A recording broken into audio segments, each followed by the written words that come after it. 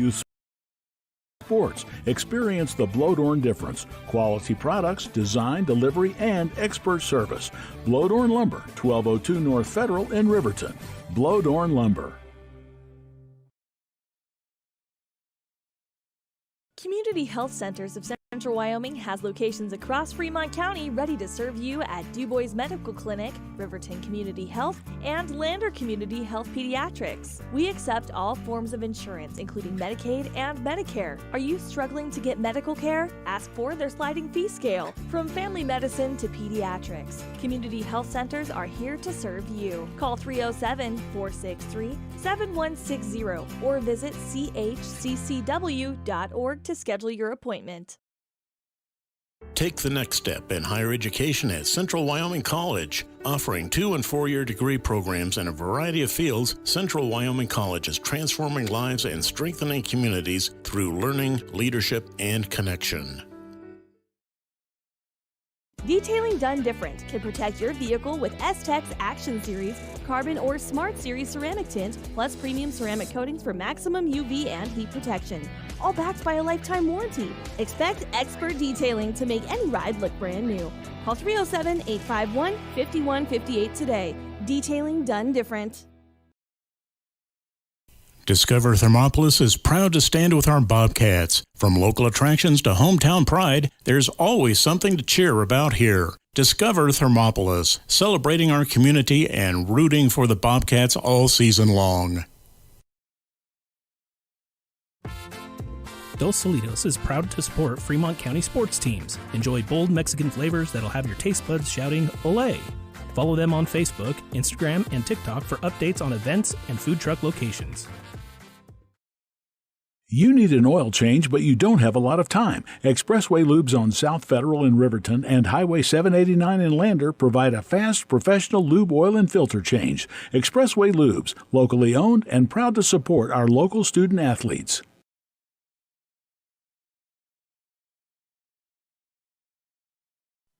Men have a way of doing things.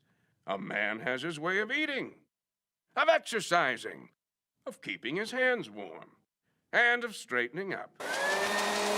So, when a man faces a serious life problem like divorce, depression, or suicidal thoughts, shouldn't a man have a way to deal with that too? Well, now he does. I'm Dr. Rich Mahogany. Visit me at mantherapy.org. Why should your new floor come from Carpet One? Because we're passionate about the spaces our neighbors call home. We're part of your community, and we're also part of the world's largest cooperative of independently owned and operated flooring stores. So you can be sure you'll get great selection and outstanding value with every installation. Whether it's carpet, hardwood, tile, or luxury vinyl, our experts take the guesswork out of choosing the right floor. We're your local Carpet One Floor and Home, the one store for your perfect floor.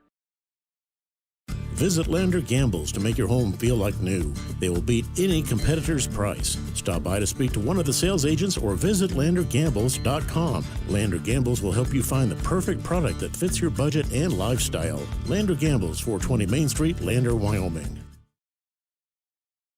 Golden Buffalo Jewelry in Riverton knows that sports bring our community together. From Friday night lights to weekend tournaments, they're proud to cheer on our local athletes and support the teams that give us so much to root for. At 407 East Main, you'll find something special for everyone. Timeless pieces, unique gifts, and a selection worth exploring. Stop in, discover the perfect treasure, and know you're supporting a business that supports local sports. Where community and sparkle shine side by side. Call 307-857-2789 today. Your car or truck is an investment. When it needs repairs, you need someone you can trust to do the job right. Take it to Gunners Automotive. They repair all makes and models of cars and trucks, from oil changes to brakes, tires, and more. Gunners Automotive, 856-2288. Your tax pros at 219 East Main Street in Riverton, Wyoming can handle all your tax needs. Whatever your situation, we know what to do. Call 307-856-2256 today to schedule an appointment. H&R Block is open Monday through Friday, 9 a.m. to 3 p.m. Stay at the newly renovated Hampton Inn & Suites Riverton, proud sponsor of all sports teams, home and away. Experience the perfect blend of comfort and convenience with Hampton's top-notch amenities, including a free hot breakfast, complimentary dinner and drinks Monday through Thursday evenings, a sweet shop for snacks and essentials, a pet-friendly environment and an indoor hot tub pool, and a fitness center to keep up with your workout routine. We've got everything you need for an exceptional stay. Reserve your stay now on our website, Hampton Inn & Suites Riverton, where comfort meets convenience. I'm Winslow Friday, Director of the Wind River Intertribal Council Department of Transportation. It makes me and my crew happy when you buckle up. It just might save your life. I'm gonna get us home. Buckle up for life, Wyoming! Hey guys, this is Nick Haskell, and here at Haskell's Furniture and Flooring, we have the best brands. With our size, we are able to shop for you. We're able to choose the top products from the best companies. We carry Lazy Boy, Tempur-Pedic, Ashley, Sealy, Serta, and more. With our variety, we can make sure we're a one-stop shop for all of your home furnishing needs. Come in today to one of our locations in Cody, Lovell, Worland, and Riverton, where we have the best prices and a better service. High Plains Power is a Touchstone Energy cooperative. What does that mean for you as a Rural Electric Association member? It all comes down to 7 principles: open membership, one voice, one vote, member benefits, independence, education, cooperation, and community. To understand how it all works, we're headed back in time. In 1879, electricity was in major cities, but rural areas were out of luck. In 1935, President FDR made it possible for companies to build power lines to unserved areas. By the time we hit 1941, some 400 electric co-ops had been organized to serve rural America, just like High Plains Power. For more information, visit highplainspower.org.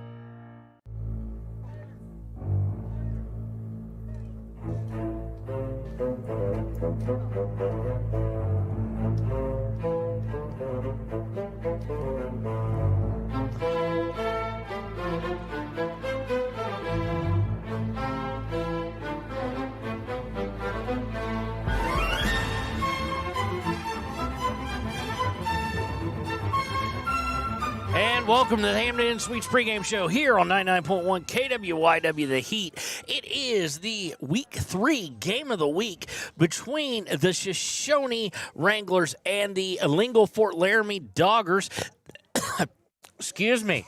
This is Kevin Shields, your voice of the game of the week on 99.1 KWYW The Heat. And I'm joined by junior cameraman Declan Whitaker and Marshall Whitaker. And roaming around here somewhere is Andrew Garcia, our color guy, and some play-by-play for Lander Valley. He goes to school here, so he came to the game tonight, and he's hanging out with us a little bit. Marshall, how's it going, man? Hey, man, it's a great day. Good night for football. Very excited to be here for this one. All right, we're going to jump right into it. Of course, Lingle-Ft Laramie Doggers, a team that we have seen before on the game of the week in Week 1, again in a blowout victory, I do believe 48-8 against the Wind River Cougars. Lingle-Ft Laramie and Shoshoni both coming into this game 1-1 after a tight-fought game for Lingle-Ft Laramie last week, losing to Grable 28-26. Shoshoni, of course, handled business relatively easily against Southeast. Yeah, that was definitely a fun game to watch last week. Shoshoni really showed some balance, some excellent line play, and took advantage of the turnovers that were abundant in that game. And that's going to be stressed tonight. Even with the loss, they just dropped back to where they were, to number 5 in 1A 9-man, a crowded 1A 9-man field. Speaking of crowded fields, boy, the Wild Today Family Network's got you covered in Week 3. Tomorrow night at 5, you can join I just forgot his name. Ryan and Kevin. I didn't forget Kevin. Ryan and Kevin on 101.7 KDNO at 5 o'clock. It will be Kimmerer versus Thermopolis. Thermopolis, number 5 in 2A. They are ranked now for the first time this year after a surprising 2-0 start, and they'll look to increase that and go to 3-0 in their very first home game in Thermopolis tomorrow night. That'll be at 5 o'clock on 101.7. At 6 o'clock, you got 2 games starting. First one that we'll mention is Ernie Over and Andrew Garcia. They'll be on the call as Lander Valley, ranked for the first time this season and ranked for the first time in a while. They are number 5, and they will travel to the Evanston Red Devils to face who Riverton beat badly last week. So that will be on 93.1 KFCW. And for the Riverton faithful, it'll be Riverton traveling to Green River. On paper, of course, they play the games for a reason, but on paper should be an easy victory. Visiting our old friend Eric Pauly will be Cody and Baylor Beers. Of course, tomorrow morning, of course, on 101.7 KDNO, tune in for YO Today Newsroom Sports Live. It'll be myself and Cody. Baylor's got a work trip, so he won't be with us, but calling in will be Ryan Williams and Kevin Simpson to talk about the big Thermopolis game and the 2-0 start. And in our weekly pick'em, I now lead because I went 5-0 on the week. I had to pick Georgia Tech to do it, which pained me greatly, but nonetheless at 5-0. So that's tomorrow at 8:08 on 101.7 KDNO. As we look at the stats for the year so far, just 2 games in for the Doggers, very balanced approach, 189 yards through the air per game, 162.5 on the ground. They average about 4.9 yards per rushing attempt. If there's a weakness offensively, it is in completion percentage, and that's just too many incompletes. Only completing 58% of their passes coming into tonight. Yeah, if you're going to only complete 1 out of every 2 passes you're throwing, that makes it difficult to be effective and efficient throwing the football, keeping drives moving. And so against a defense that'll stand up, that could definitely slow the Doggers down tonight. They are led by Lincoln Spector and Colt Brown out of the backfield. They had about 80 apiece against Wind River, and pretty close, 74 and 56 against Grable. Passing the ball, it's all Brady Cook, no backup. The one thing the Doggers are not is not overly deep, although it looks like they're a little deeper than they were in week 1. Maybe got some guys back from injury, but they are big. Yeah. And they make other teams look like junior high teams as far as size go. They're tall and they're hefty. Offensive line, 265, 260, 255. Receiving wise, you look no further really than Anthony Amouche, number 7. He had 129. He's averaging over 120 yards per game in the air, only on 10 total receptions. Had 129 against Grable, 121 against Wind River. He has 3 TDs on the year. Nothing special as far as on the special teams per se, not to make a pun there.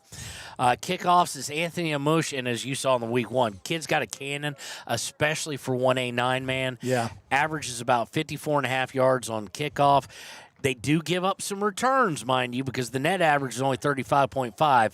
As far as punting goes, he's only punted 3 times, so he's the best punter I've seen in 4 years in 1A 9-man, averaging just under 37 yards per punt. Yeah, you can definitely play some field position when you have a guy that can kick it literally to the end zone on every kickoff and can dominate from the punting game, driving things back 40 yards as a flip. Hard to beat that when you get them stopped to keep things moving in your direction. Colt Brown, of course, like most people in 1A 9-man, goes both ways. Colt Brown, a running back, but also plays defense. He is their leading defender. He's one that you've got to account for. He has He averages 14.5 tackles per game, has 29 total on the season, 15 assists. 14 of those 29 tackles were solo, and he does have 1 blocked kick on the year.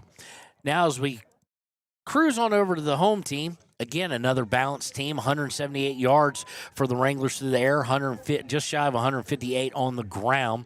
They average right about what the Doggers do. They average 4.6 yards per attempt on the ground. And then, again, we said the passing accuracy is something you'd want to see improved if you're the Doggers. Well, if you're Shoshone, you're only completing 43% of your passes, so something they need to look out for. As far as on the defensive side, they have been vulnerable to the rush in their 2 games. They've allowed 195.5 yards total, but they're allowing 6.4 yards per carry, so that will be something to look out for. Now, of course, it's kind of a misnomer because they had a blowout winning 28-7 against Southeast, and then week 1 they faced number 1 Pine Bluffs and lost 50-14 there. Where they were just overwhelmed.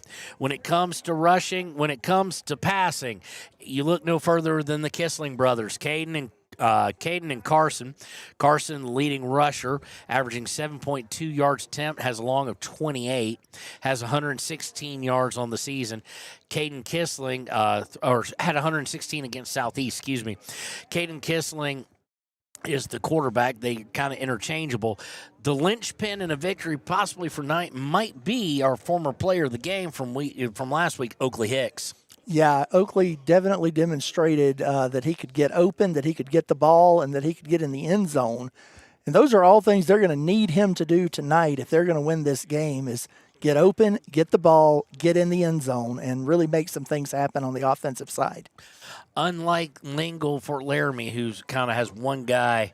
They have a lot of good defenders, don't get me wrong, but one guy who's kind of stat heavy. It's a little more of a group effort. We heard Coach Trumpler talk about it in postgame lines with tackle as a gang, and it really shows. But Carlos Morofo has 33 tackles on the season, 20 of those being 20 assists as well, 13 solo tackles. He's averaging 60.5 per game. But then Caden Kissling and Carson Kissling right behind him, Brody Shepard, Oakley Hicks. And against a team of this size, they are going to have to gang tackle. Yeah, there's going to have to be 2-3 men grabbing hold of the runner and really dragging them to the ground because they're big, they're thick, they're hard to bring down. But I think Shoshoni, with that gang tackling mentality, can effectively stop this team if they can get in front of them and keep them on top. Well, and when we return, it will be time to give you our Ranger keys to the game. Here on 99.1 KWYW The Heat, we'll be right back. Hot Springs Pharmacy is proud to cheer on our hometown Bobcats. Whether it's game night or school night, we've got the prescriptions, health essentials, and friendly service you can count on. Hot Springs Pharmacy, your local team, your local pharmacy. Let's have a big cheer for our hometown team. Midway operates our 4 showrooms as one location, giving you by far the biggest selection of inventory in the region. Midway has the best buying experience before and after the sale. Our team members have more experience and knowledge to better serve you. Midway's success is based on hard work. Our team members give 110% to make sure you have a fast, enjoyable experience. We have what you need. At Midway, you're not just a customer, you're part of the Midway family. Head to Nana's Bowling and Bakery in DuBois for Family Fun Night. Now booking parties for all ages and occasions.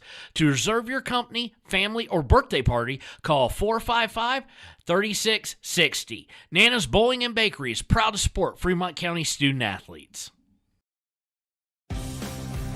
For more than 40 years, Porter's Mountain View Supply has been serving central Wyoming with top brand name spas, stoves, fireplaces, and outdoor grills. With 2 locations in Riverton and Casper Plus financing available for your purchase, Porter's offers expert advice, quality products, and service along with maintenance. Porter's, your local spa, stove, and fireplace provider in Riverton at the corner of Sunset and North Federal.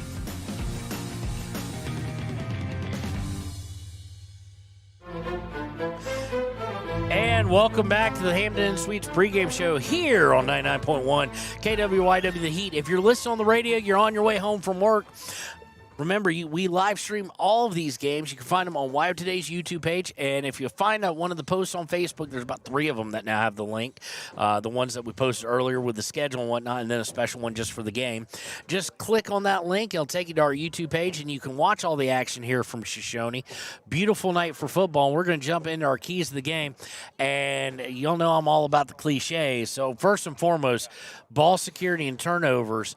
I can tell you this much, us having watched the Doggers play, Shoshoni cannot, even though they came out on top and even though they came on top in the turnover battle, they cannot put 2 balls on the ground in the first quarter. No, if they put the ball on the ground, Lingle-Ft Laramie will pick it up and the Doggers will take it and make them pay for it. They've got to secure the ball from start to finish in this game. If it's even close and if they're losing in the turnover battle, they could lose severely in this one. Second off, for Ranger keys to the game is going to be the gang tackling talked about by Coach Trumpler. They're giving up size. I mean, there's no other way to sugarcoat it.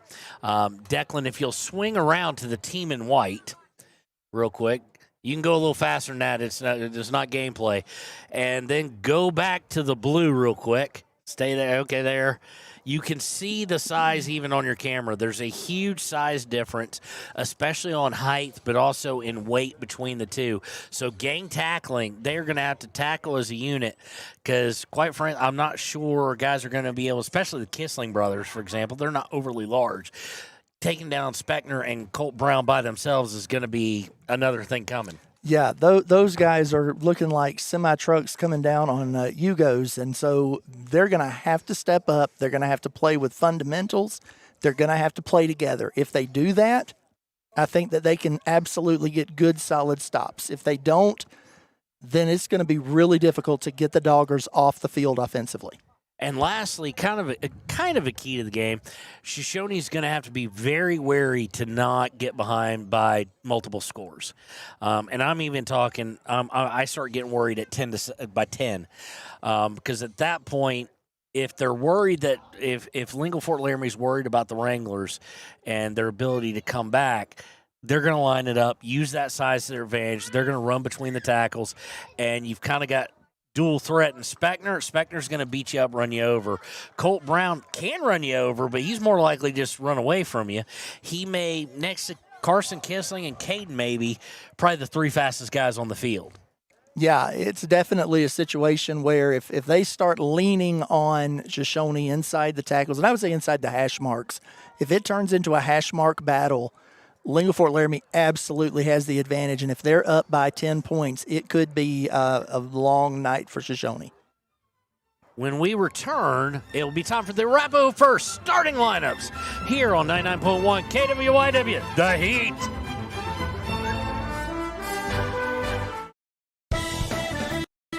Shoshoni Rose Casino and Hotel is proud to support youth sports in Fremont County. Enjoy a meal at the Deca Gai He restaurant. Deca Gai He is Shoshoni for the eating house. Open daily from 7:30 a.m. until 9 p.m. Try a weekend getaway with the family in one of their comfortable, pet-friendly guest rooms and enjoy the heated swimming pool. Book online at shoshonirose.com and remember to support Fremont County youth sports. Go team!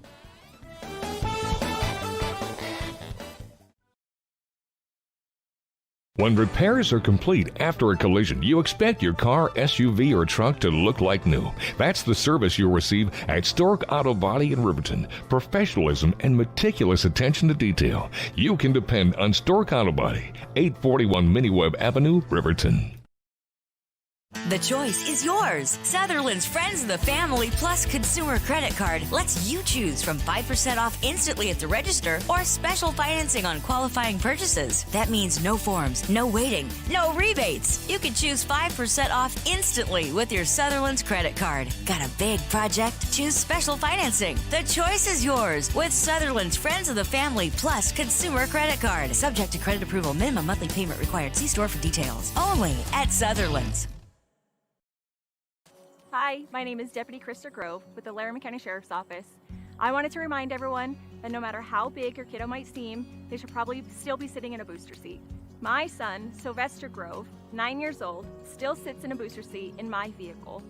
I've responded to far too many crashes where there have been kids not buckled up and have seen the worst. Buckle up for life, Wyoming.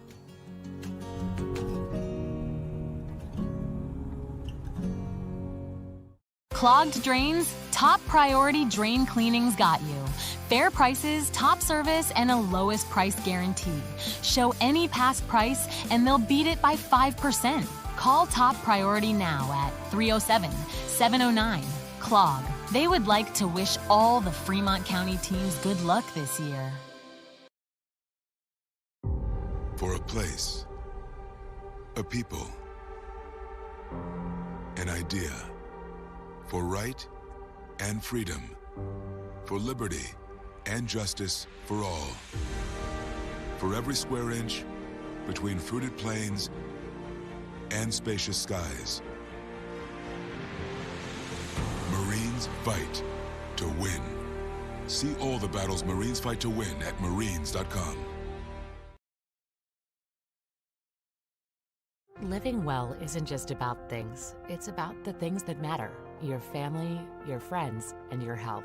For decades, Sage West Healthcare has been committed to improving the health and care of our communities. Today, we're investing more in our communities, in our people, in advanced medical technologies, and in specialized facilities, so access to better care is close to you and the things that matter most. Sage West Healthcare. Be well, live well. That's why we're here. And we interrupt you with breaking news live from the Pepsi Wild Cherry aisle. Carol, can you hear us? Steve, I've never seen anything like this. The bold, refreshing, and bursting with cherry deliciousness of Pepsi Wild Cherry is, well, let's just say everyone is getting wild. Getting wild? That's right, Steve. There's dancing, binge-watching, and is that a slip and slide? They're really putting the wild in Pepsi Wild Cherry, and this on-the-scene reporter can't wait to pop, lock, and drop it. Pepsi Wild Cherry. Go ahead. Get wild. And welcome back to the Hampton Inn Suites pregame show here on 99.1 KWYW The Heat. It is time for the Arapahoe starting lineup. Arapahoe first starting lineup, excuse me. First, for the Lingle-Ft Laramie Doggers, led by Coach Brandon Gifford, Tim Smock, and Cody Peachy. It'll be number 2, a senior, Colt Brown. Number 5, a senior, Braden Poston. Number 7, senior, Anthony Armouche. Number 8, a senior, Nathan Lira.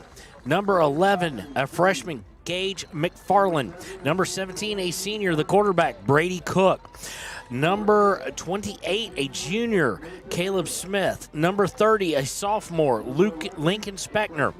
Number 55, a senior, Coulter McFarland. And number 75, a sophomore, D'Angelo Gann.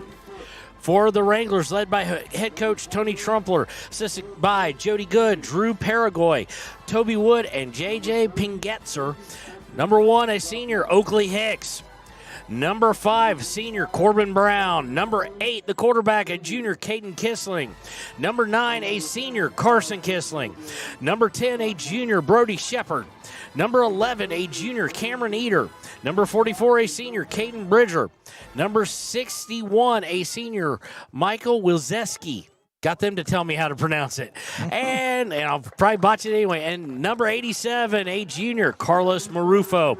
When we return, it will be time for the kickoff here on KWYW 99.1 The Heat.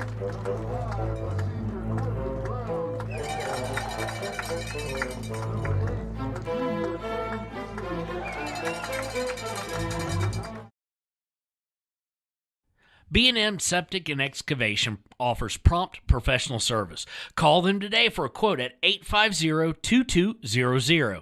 They serve far and wide across Fremont County and deep. B&M Septic and Excavation is proud to support Fremont County sports.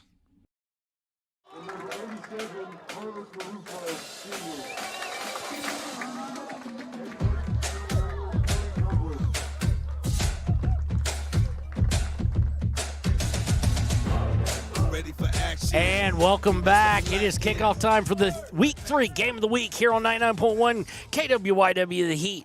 The ball is getting teed up by I almost said William. I don't know why. Maybe I was right, actually. No, by Anthony Armouche. He is the kicker. He's got one heck of a leg on him. Back for the Shoshoni WRanglers. If they would turn and show me numbers. It's going to be Carson Kissling. He's always back there. And it looks like it's also going to be number 1, Oakley Hicks. Not a big surprise on either of those being the 2 deep backs. Yeah, they can catch. They can run. That's what we need on this one. And it's whistled, and here is the kick. Up in the air, going to be fielded. No, it's not. It's going to bounce into the end zone. No time will come off the clock. And it will be Caden Kissling leading out the Shoshoni WRanglers for their 1st and 10 from their own 20. The Wranglers dressed in their blue and gold with black pants, actually, from the waist to the helmet, kind of an old Los Angeles Rams look. In all white with navy blue helmets, or I think it's navy blue, is the Doggers. The Shoshoni Wranglers are going right to left on your radio dial. Yeah, if they could channel some old Willie Anderson in that receiving corps, they'd be in business. So immediately coming out in the gun, looks like with 0 protection with him back there. They're going 4 wide, 3 up top, 1 down low. And before we even get a second into it, really, a little bit came off. We'll go ahead and stop it there. We get a false start against the Shoshoni Wranglers. Not the start they wanted. No, that's moving the wrong direction right off the bat. So hopefully we'll get this going here. In the gun, same formation, trips on the right, and it's a low snap, and it's going to cause all sorts of problems for Kissling, and he is going to lose an additional 6. There will Caden Kissling, and really not the start that Coach Trumpler and this Wrangler faithful crowd here wanted to see. Penalty and then a loss of 6 yards. Yeah, we're now negative 11 yards on the first drive of the game. That's concerning. And somehow I accidentally stopped the clock, so we'll go ahead and get it back. Start here in a second. They're going to hand off to Carson Kissling, and he is going to have nowhere to go. He's going to gain. Is he going to gain anything? No. Gain of 0 yards for Carson Kissling on the handoff, and it's going to bring up 3rd and 21, 3rd and a country mile for this Wrangler offense, and this is not, you don't even want to punt from here. It's such bad field position at the moment. Yeah, this is definitely not how they wanted the game to start. The line that played so strong last week. From the gun, 2 wide on the right, and it's looking for an option. Now he's looking to throw under pressure, puts it up, and incomplete. Yeah, he had a guy that could have made that play if he'd have got the ball down just a little bit. Trying to see who that was intended for. It looks like it was actually intended for his brother, Carson Kissling. Yeah, and just a little high for Carson to get up to. So Caden Kissling starts out 0 for 1 and a loss of 11 yards for Shoshoni. Not the start they wanted, and they will bring out, Caden Kissling will be punting for them, and he's standing right at his own end line, and he starts to act like he's going to fake it. Blocked, picked up, and touchdown by the Wranglers. So just a complete I don't even know how to put, I guess it's going to be a negative about 7 yards on the punt. It didn't even reach the line of scrimmage, and instantly the Doggers go up 6-0.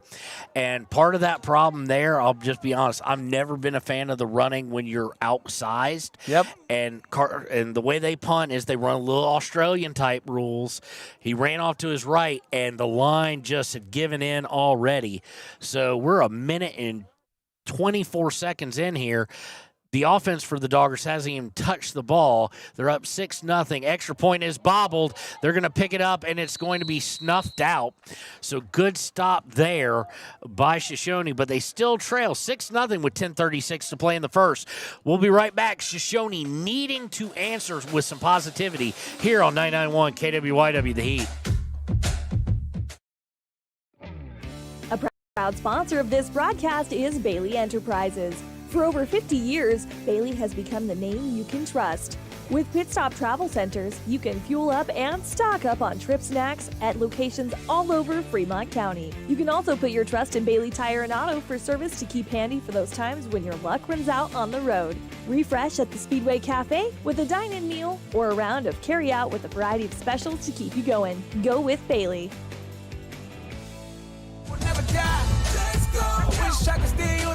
And welcome back. Well, we were just saying off air, it really can't get, it can score-wise, but it can't get a whole lot worse play-wise. Negative 11 yards right now on the day after the penalty and then the loss of yards on the handoff and then the minus 7-yard punt. I didn't even know how to score that.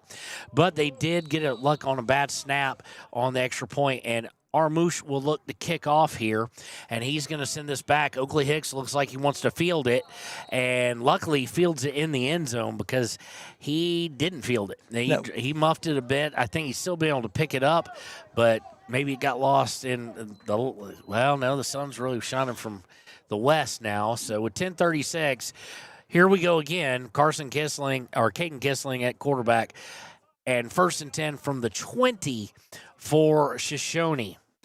Yeah, this started about as poorly as it could. We didn't see a bad snap low like we did in this first drive at all last week. Hopefully, this is kind of an anomaly. Let's see if the line steps it up here. 4 wide on the right side. Snap is to Kissling. He's going to keep it, and this is better than last time. He's got 5, 10, 15, out to the 40, out at the 43-yard line, 23-yard gain. Yeah, that was excellent execution. And we've said this last week, when he makes the decision to go, he can really do some impressive things with his legs or his arms. And we literally just saw him run down the field through the defense. Gets out to the 42, so they'll give him 22 on the carry. Excellent run. Waiting for them to whistle it back in. They still have not.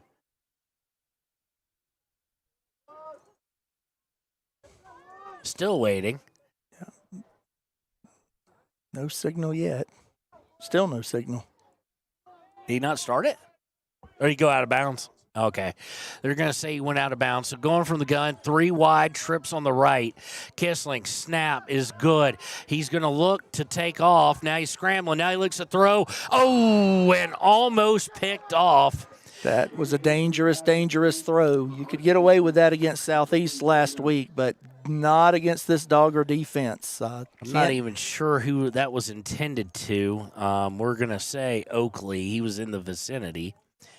But it was unwise. Nathan Lira, the linebacker for the Doggers, almost able to step right in front of it. Yeah, that was definitely a dangerous pass. They're lucky to get a second down on this one. 2nd and 10 with 10:19 to play in the first. 6-0 Doggers. Going from a deep gun. Snap, a little bit low but handled. Looking to throw is Kissling. Now he's under pressure. He's going to have to run. Now he throws wide open for a gain of 20. Now 25. Going to get all the way to the 30 for a 28-yard pass. Brody Shepard was wide open all day on that, and the line absolutely did their job to give him time for that play to develop. That was excellent teamwork all the way around for those yards. So they'll move the chains. It is a Wind River Realty first down. All right.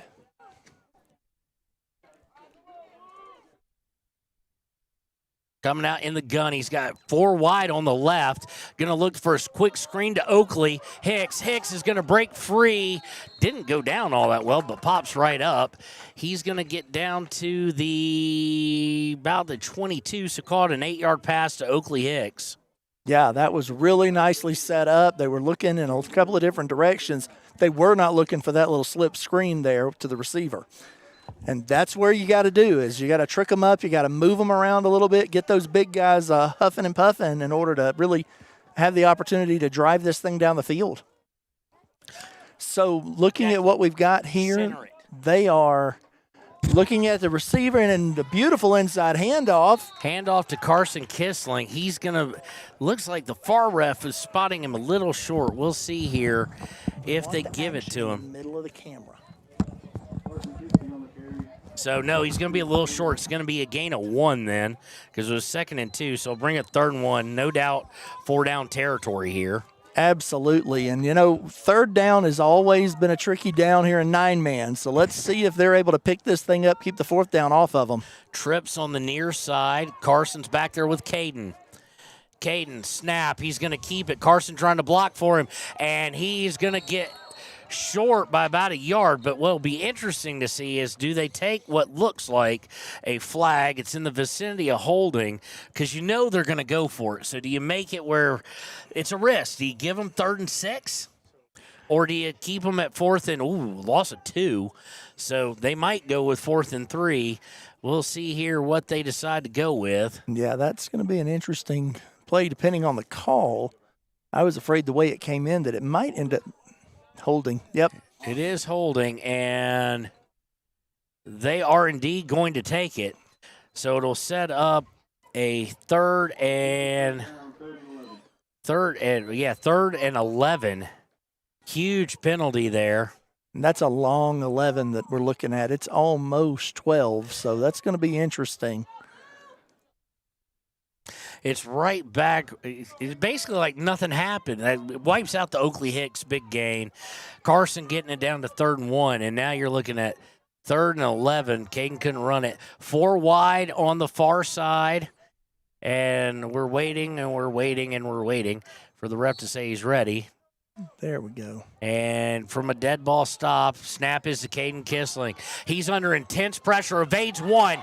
Now he's got 5. He's got 7. And he's going to be extremely close as he runs out of bounds.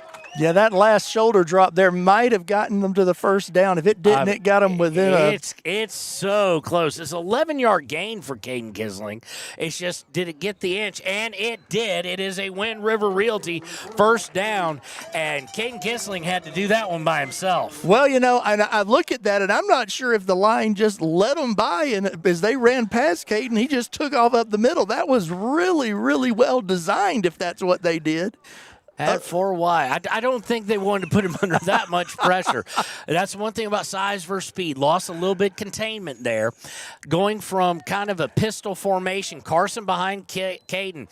They're going to run the option. Here's the pitch to Carson. Carson's got some room to run. And, wow, what a closeout by Lingle-Ft Laramie. It's going to be a gain of about 2, maybe 2.5. We'll call it 2.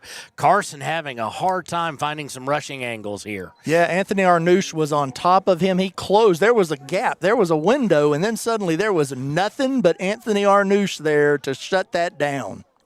Incredible open field tackle. Sets up 2nd and 8 here from right at about the 18, to be honest. So going from the gun by himself is Caden Kissling. Got 3 trips on the near side, 1 on the far side. Looking to the near side, tipped and almost picked off. Intended for, trying to lay eyes on it, it was intended for Brody Shepard. Yeah, and that one there, when a ball gets tipped, especially at the line, it becomes a dangerous, dangerous situation for the offense. Lucky to get away with that one. Sets up what they would prefer not to be in tonight, which is 3rd and long. Yeah, again, 4 down territory. Let's see if they can close some of this 8 if they don't get it all and get in a situation to pick this up. Trips on the near side, 1 out wide right. Snap is to Kissling. Kissling's going to be flush, and then he just falls down and fumbles.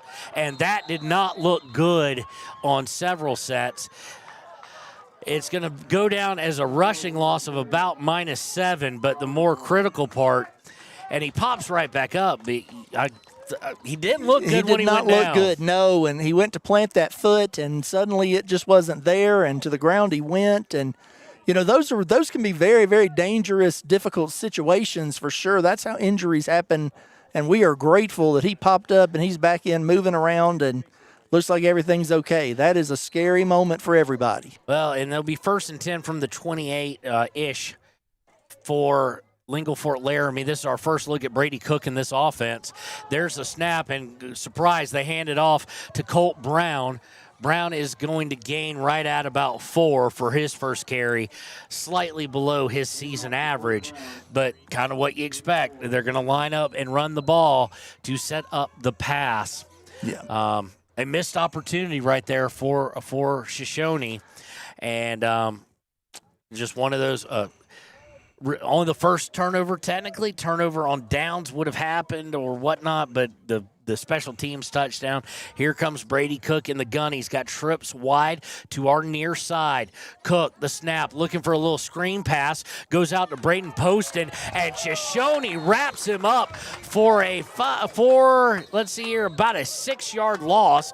So it's going to take, or going to say about a 4-yard loss. It's going to take it right back to the original line of scrimmage. But there was that gang tackling, Marshall. Yeah, there were 9 guys on the field. 6 of them were involved in that tackle. That's exactly the kind of thing you want to see if you're Shoshone. Your guys flying to the ball, getting on the Lingle-Ft Laramie player, and keeping him from getting forward.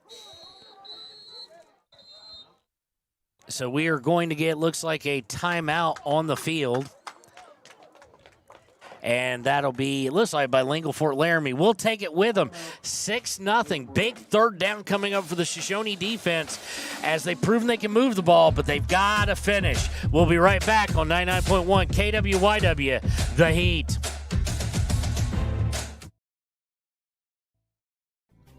Riverton Blodorn Lumber is proud to support youth sports. Experience the Blodorn difference. Quality products, design, delivery, and expert service.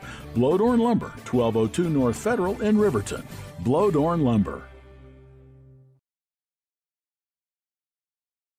Community Health Centers of Central Wyoming has locations across Fremont County. And we'll be right back. We'll get you back to that commercial in just a second as they took a very short timeout. Usually they're 1 minute. It's just 30 seconds here.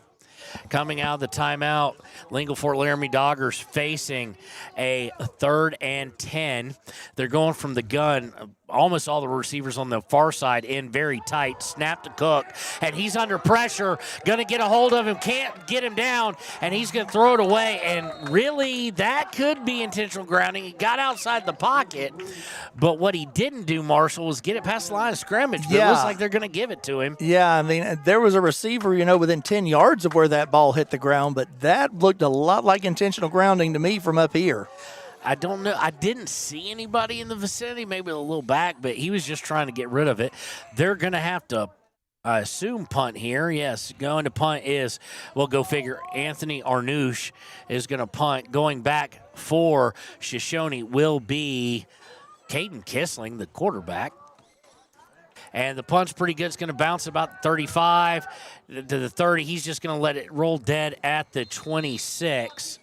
And that's going to give them their best starting field position of the day. So from the 20 to the 26, 24, that's 54-yard punt with the roll. 54-yard punt with the roll. Yeah, that's a long way. That's a good punt. That's going to increase his average quite a bit. And we'll stick with it right here. Shoshone's got to finish. Absolutely. They've got to get in the end zone. They've got to put some points on the board. Going from the gun, this time with 2 protecting backs with him and 2 wideouts on the near side. And we get a false start before anything happens. Quarterback trying the hard count, and he's going to get, it looks like, Cameron Eater with the false start. Yeah, it's always tough when, I did that when I played back in high school and middle school on the outside like that. Sometimes you just get overzealous, and the false start becomes a part of who you are. So it'll be 1st and 15, 20 yards of penalties already against Shoshone. Kissling from the gun. He's going to fake the handoff to one and then give it to his brother, I do believe. Carson's going to get right at about 7.5. Good run on 1st and 15. At least got positive and got a little bit to make 2nd down and possibly 3rd down a little more manageable. Yeah, it's definitely a much more manageable opportunity when you can run it between the tackles, do a nice little fake, get back inside that 10-yard run for 2nd down. Go ahead. As I said, it just makes it a much, much easier opportunity to get that 1st down. Longest play from scrimmage for Carson Kissling, which is weird, 7 yards, way below his average. Shotgun going to Caden Kissling. He's going to keep it, and he's going to go outside. Should get the first. Good tackle, but I do believe he's got it. I think it'll be a Wind River Realty 1st down with an 8. It will be. Where they're sitting. It should be a Wind River Realty 1st down. Caden Kissling running for 8 yards there. Yeah, that looked really good. They committed early to the run, had good blocking on the outside, and then, of course, the Kissling boy just puts that shoulder down to make sure he gets that 1st down.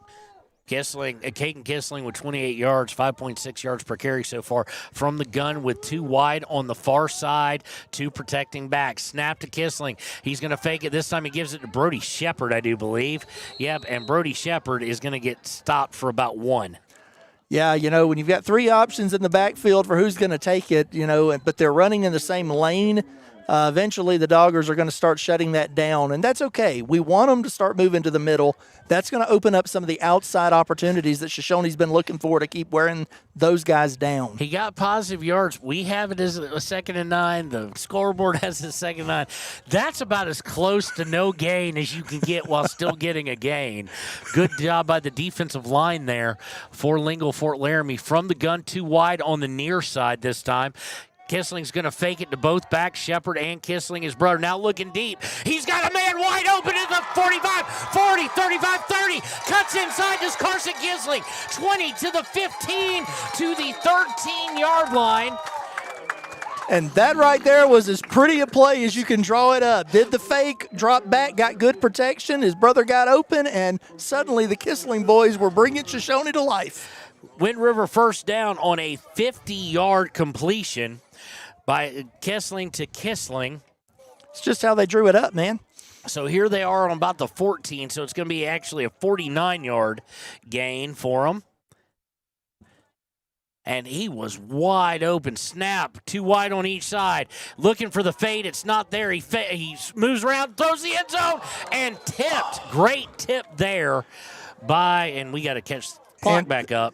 Anthony Arnouche there absolutely saved a touchdown. He extended far and wide to touch that ball and just disrupted enough to prevent a wide open Shoshone touchdown pass. Corbin Brown was the guy in the end zone, and boy, he was wide open.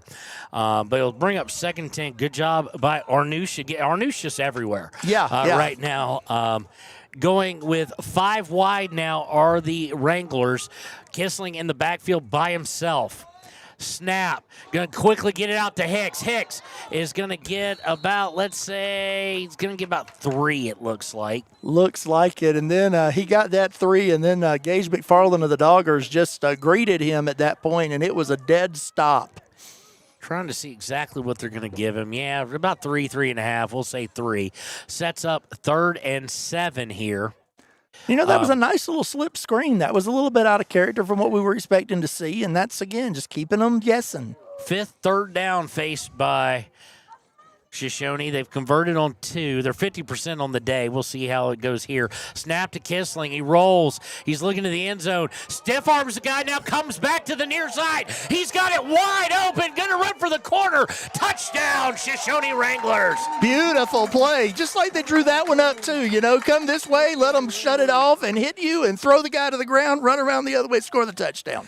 Touchdown by Shoshone. It will go down as a 10-yard run for Caden Kissling. I think he ran probably about 20 to do it. Absolutely. But it gives Shoshone a touchdown, and it is 6-6. That was beautifully well done. No quit on that play whatsoever by Shoshone. Extra point due by Colby Brink. He can give Shoshone the lead. It is up, and it is good. There we go, Colby. Good job, buddy. 2:59 left in the first quarter, 7-6. Shoshone Wranglers on top here on 99.1 KWYW. The Heat. Clinic, Riverton Community Health, and Lander Community Health Pediatrics. We accept all forms of insurance, including Medicaid and Medicare. Are you struggling to get medical care? Ask for their sliding fee scale. From family medicine to pediatrics, community health centers are here to serve you. Call 307-463-7160 or visit chccw.org to schedule your appointment. Could have expected Shoshone to do coming back on that. And welcome back. 7-6, Shoshone Wranglers on top of the number 5 Doggers. And I forgot to do something with the scoreboard. We'll go ahead and do it now because I usually give the rankings. So, number 5. We'll give them at least that, especially because we're hoping for the upset. Absolutely. And it will be Colby Brink is going to tee it up. Colby Brink, good on the PATs, good from short field goals. Not got the leg of Anthony Arnouche, quite frankly, on the kickoff. Can't tell what numbers are back for the Doggers, but they've got 2 back as well. Colby Brink tees it up at the Shoshone 40. We've had an eventful first quarter. We've had fumbles. We've had block punts. We've had 2 touchdowns. And here we go. This one's going to go to number 8, and he's going to muff it. A live ball. That is Nathan Lira. Now, do you wonder if the protection broke down? No, it did not. And it'll be a Wind River Realty first down at about the 12, I think. So good job keeping that lane integrity by Shoshoni WRanglers, which you kind of worry about when you have a muff kick because everybody just wants to come out of it and go straight towards the ball. Yeah, Shoshoni did a great job of keeping their lane integrity, making sure they made the stop and they didn't get overzealous for a ball they couldn't really pick up. So let's see here. So far, 0 yards on the day, actually. I don't know why it's showing up. That's why it's showing up as negative. But negative through the air. Colt Brown with the positive. So 0 yards on the day. From the gun, they're going to go direct snap. And it is going to go to, trying to lay eyes on a number here. It's Colt Brown. Colt Brown. Brown is going to gain nothing. So good job of stopping Colt Brown. One of the interesting parts is, you know who we haven't seen yet? Lincoln Spechner has not gotten a handoff as of yet. Yep. Kind of weird at this point in the game because usually they're willing to snap it back and forth. He is on the field, can't miss him. Right now he's lining up at wide receiver, it looks like, as they go out the gun with 2 wide on each side. Yeah, this is an interesting set that we haven't seen a lot of. Snap to Cook. Cook is going to throw behind Anthony Arnouche, and that completely is on Brady Cook. Anthony Arnouche had gotten open enough to at least get some yardage. Who knows what he turns it into? But he was able to get a hand on it, but well behind him. Yeah, he was able to get the inside lane and took it, got there, pushed forward. He had a step on his man, and it just ended up behind him. And, when that happens, it doesn't fall on the receiver to try to make a miraculous play. So what this does set up is 3rd and 10. Well, 3rd and long as they'll go trips on the near side, one up top, way out on the right or on the left. Snap is to Cook. He's got some time. He's going to throw across the middle, complete, but it is going to be no, it's not going to be short. They're going to say he got 10. Yeah, he threw that one to Braden Poston right over the middle, and that's a long young man right there. And it will be a Wind River Realty first down on the completion to Poston. That one there, he had time. In the first drive, when he dropped back to pass with a play like that, he just did not have any time to do anything. On this one, he had the opportunity to step back, set. He had a guy get open over the middle. He was able to hit him right in the numbers.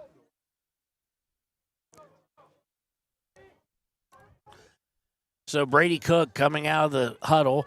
They're going to go 2 protecting backs, 2 wide, out wide on each side. Direct snap. Looks like it might be to Spechner. Fumble on the background. Shoshoni has it. Yes, and that right there is what happens when you're not careful with the ball, especially in that interior. It's going to end up on the ground and in the other team's hands. Spechner, something we have not seen from LFL, so to speak. He gains about 3, but most importantly, evens out the turnover war, and it sets up a Wind River Realty first down for Shoshoni on the Lingle-Ft Laramie 27.5-yard line.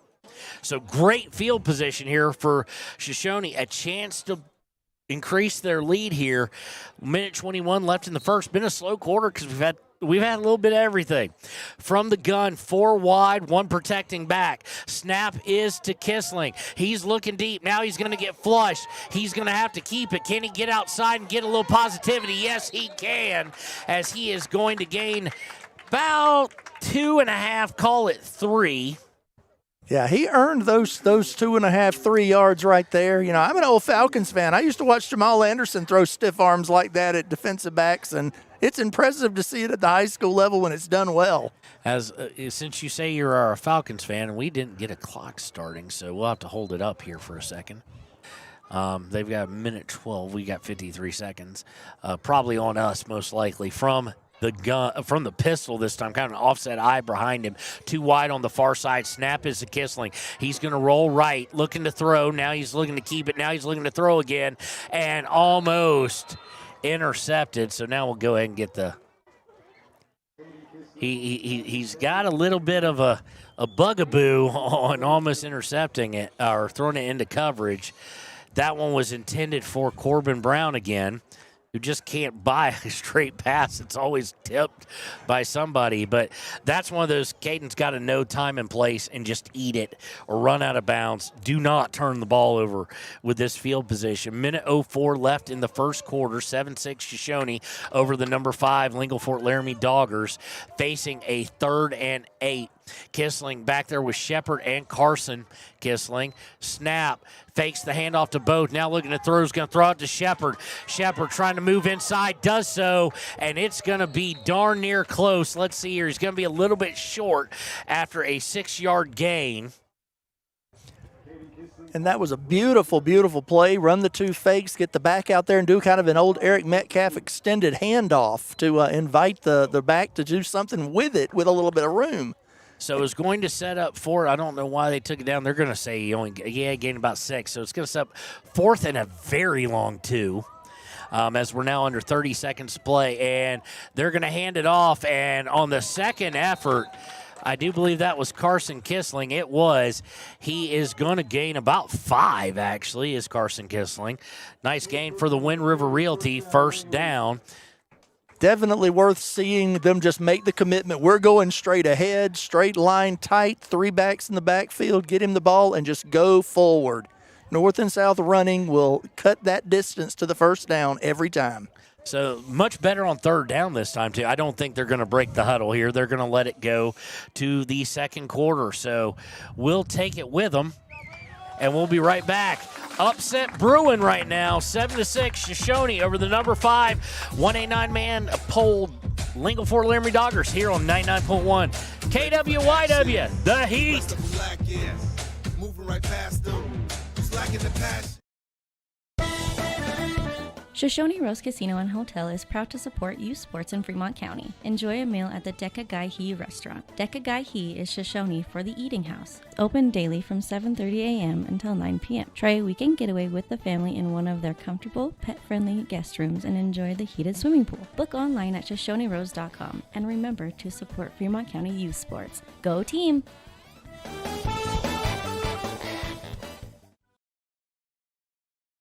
When repairs are complete after a collision, you expect your car, SUV, or truck to look like new. That's the service you'll receive at Stork Auto Body in Riverton. Professionalism and meticulous attention to detail. You can depend on Stork Auto Body, 841 Miniweb Avenue, Riverton.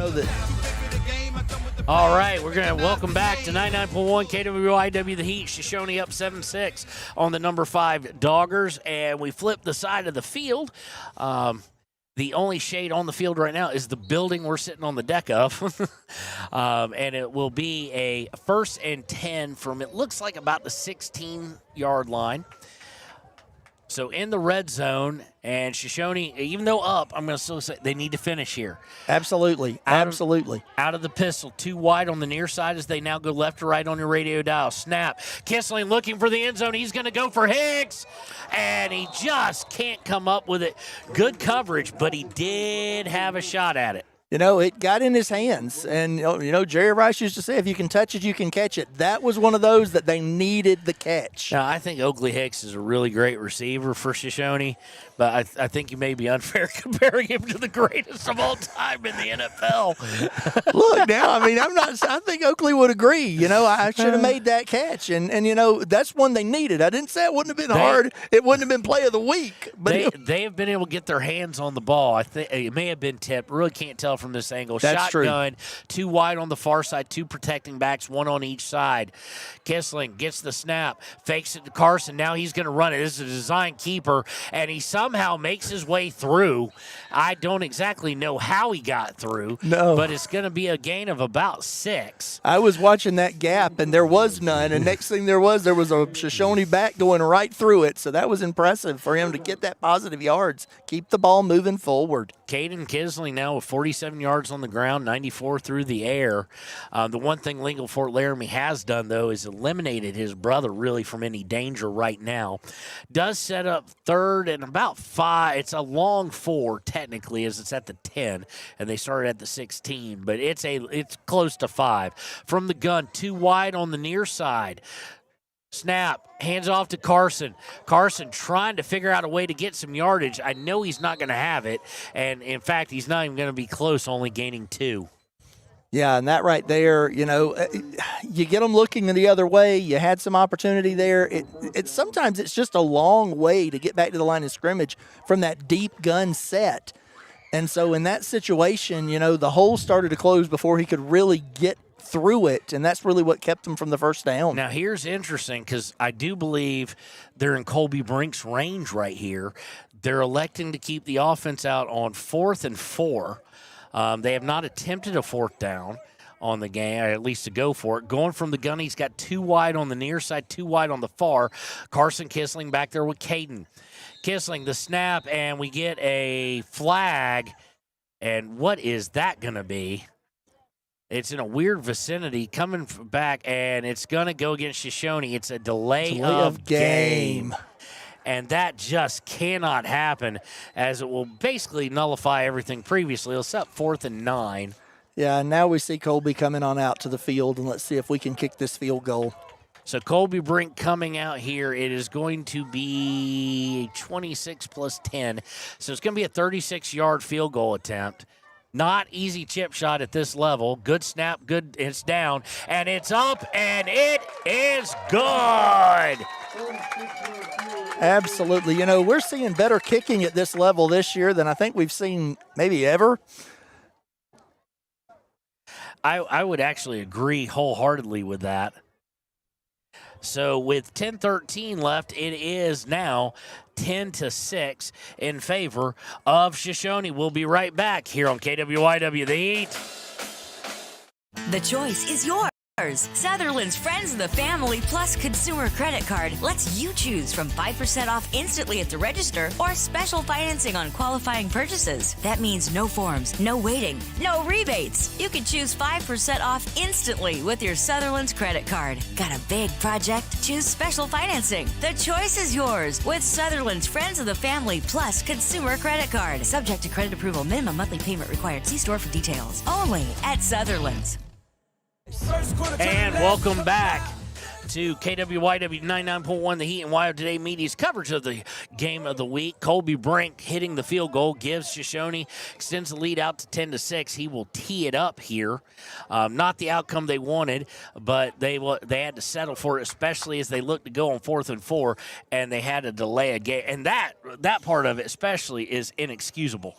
You can't have a delay a game when you want to go on 4th down. Colby Brink tees it up at the 40. And it's going to look to land around the 10. Nope, it's going to be fielded at the 11. And going off towards the outside and going to get about a 20-ish, about a 29 return is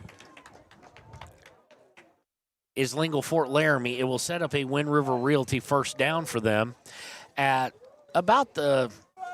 Actually, no, it's going to be about 19 plus 5, so it's about a 24-yard carry. It'll be on the return. It'll be 1st and 10 from their own 35 here. Cook going to come out in the gun. He's got a wide receiver up top. Snap is low. He was on his knees, so that's going to count as a sack, basically. Yeah, so low snaps seem to be a theme so far for both teams, as Shoshoni's had 3 and Lingle-Ft Laramie's had 2 that have been a little low to the ground like that. They're going to say it's minus about 3 yards, as he went down to the knee to pick it up. Might have been able to make some of it, but he was on his knee when he touched it first. So it'll set up 2nd and 13 for Lingle-Ft Laramie. Going in the wrong direction. They only got 6 yards on. Now, granted, this is only the second time we've seen their offense, or third, I forget which. Going from the gun, looking to pass, complete. To our and it's going to be about a 13-yard carry. Let's see here. Did it reach the first down? No, it didn't. So it's going to be a 12-yard completion to Arnouche from Brady Cook. Yeah, Anthony Arnouche has absolutely got that inside lane right now defensively, and so Shoshoni's going to have to come up with an answer to that either in this drive or their next, or else he's going to continue to be able to work down the field that way. Just looking at them coming out, I think Lingle-Ft Laramie feels like maybe they've got something there they can, exploit. Lingle-Ft Laramie going tight here with one wide out. It's going to be a snap and tackled in the backfield out on 3rd and 1. Great tackle against Colt Brown. Leading the way was number 37. That is, I don't have him. No, that was Carlos Marufo, okay, number 87. 87. Yeah.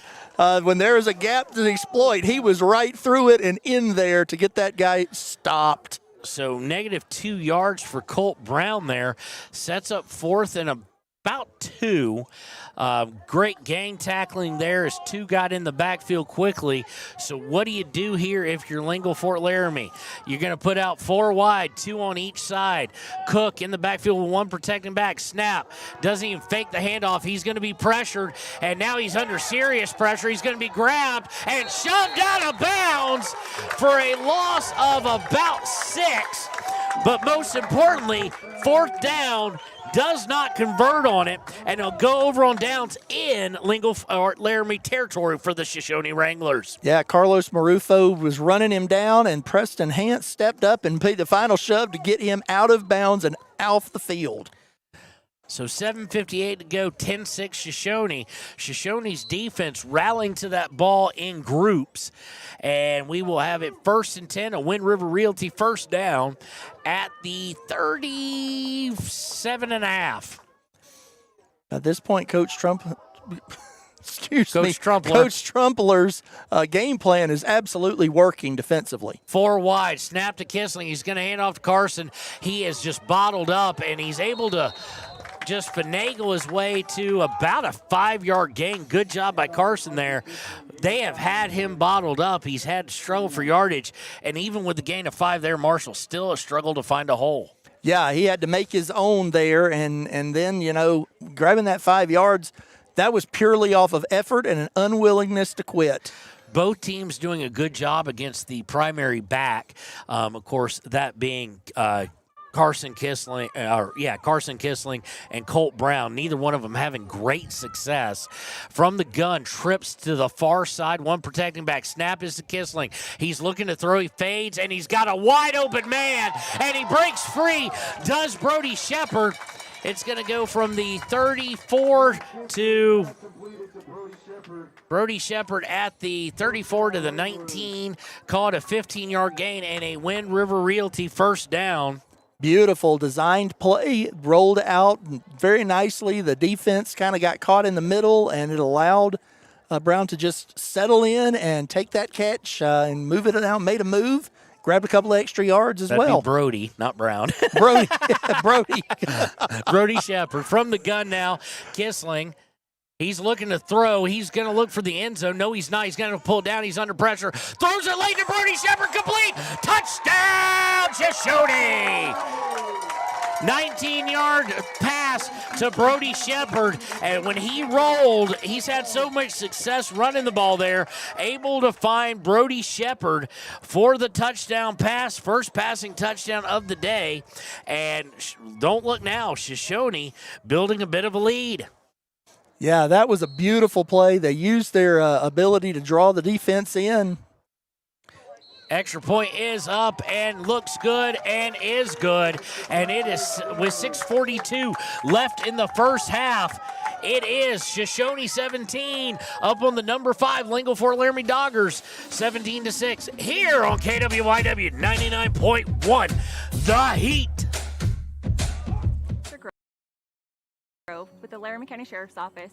I wanted to remind everyone that no matter how big your kiddo might seem, they should probably still be sitting in a booster seat. My son, Sylvester Grove, 9 years old, still sits in a booster seat in my vehicle. I've responded to far too many crashes where there have been kids not buckled up and have seen the worst. Buckle up for life, Wyoming.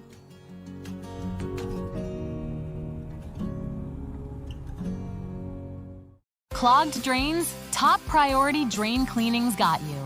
Fair prices, top service, and a lowest price guarantee. Show any past price, and they'll beat it by 5%. Call Top Priority now at 307-709-CLOG.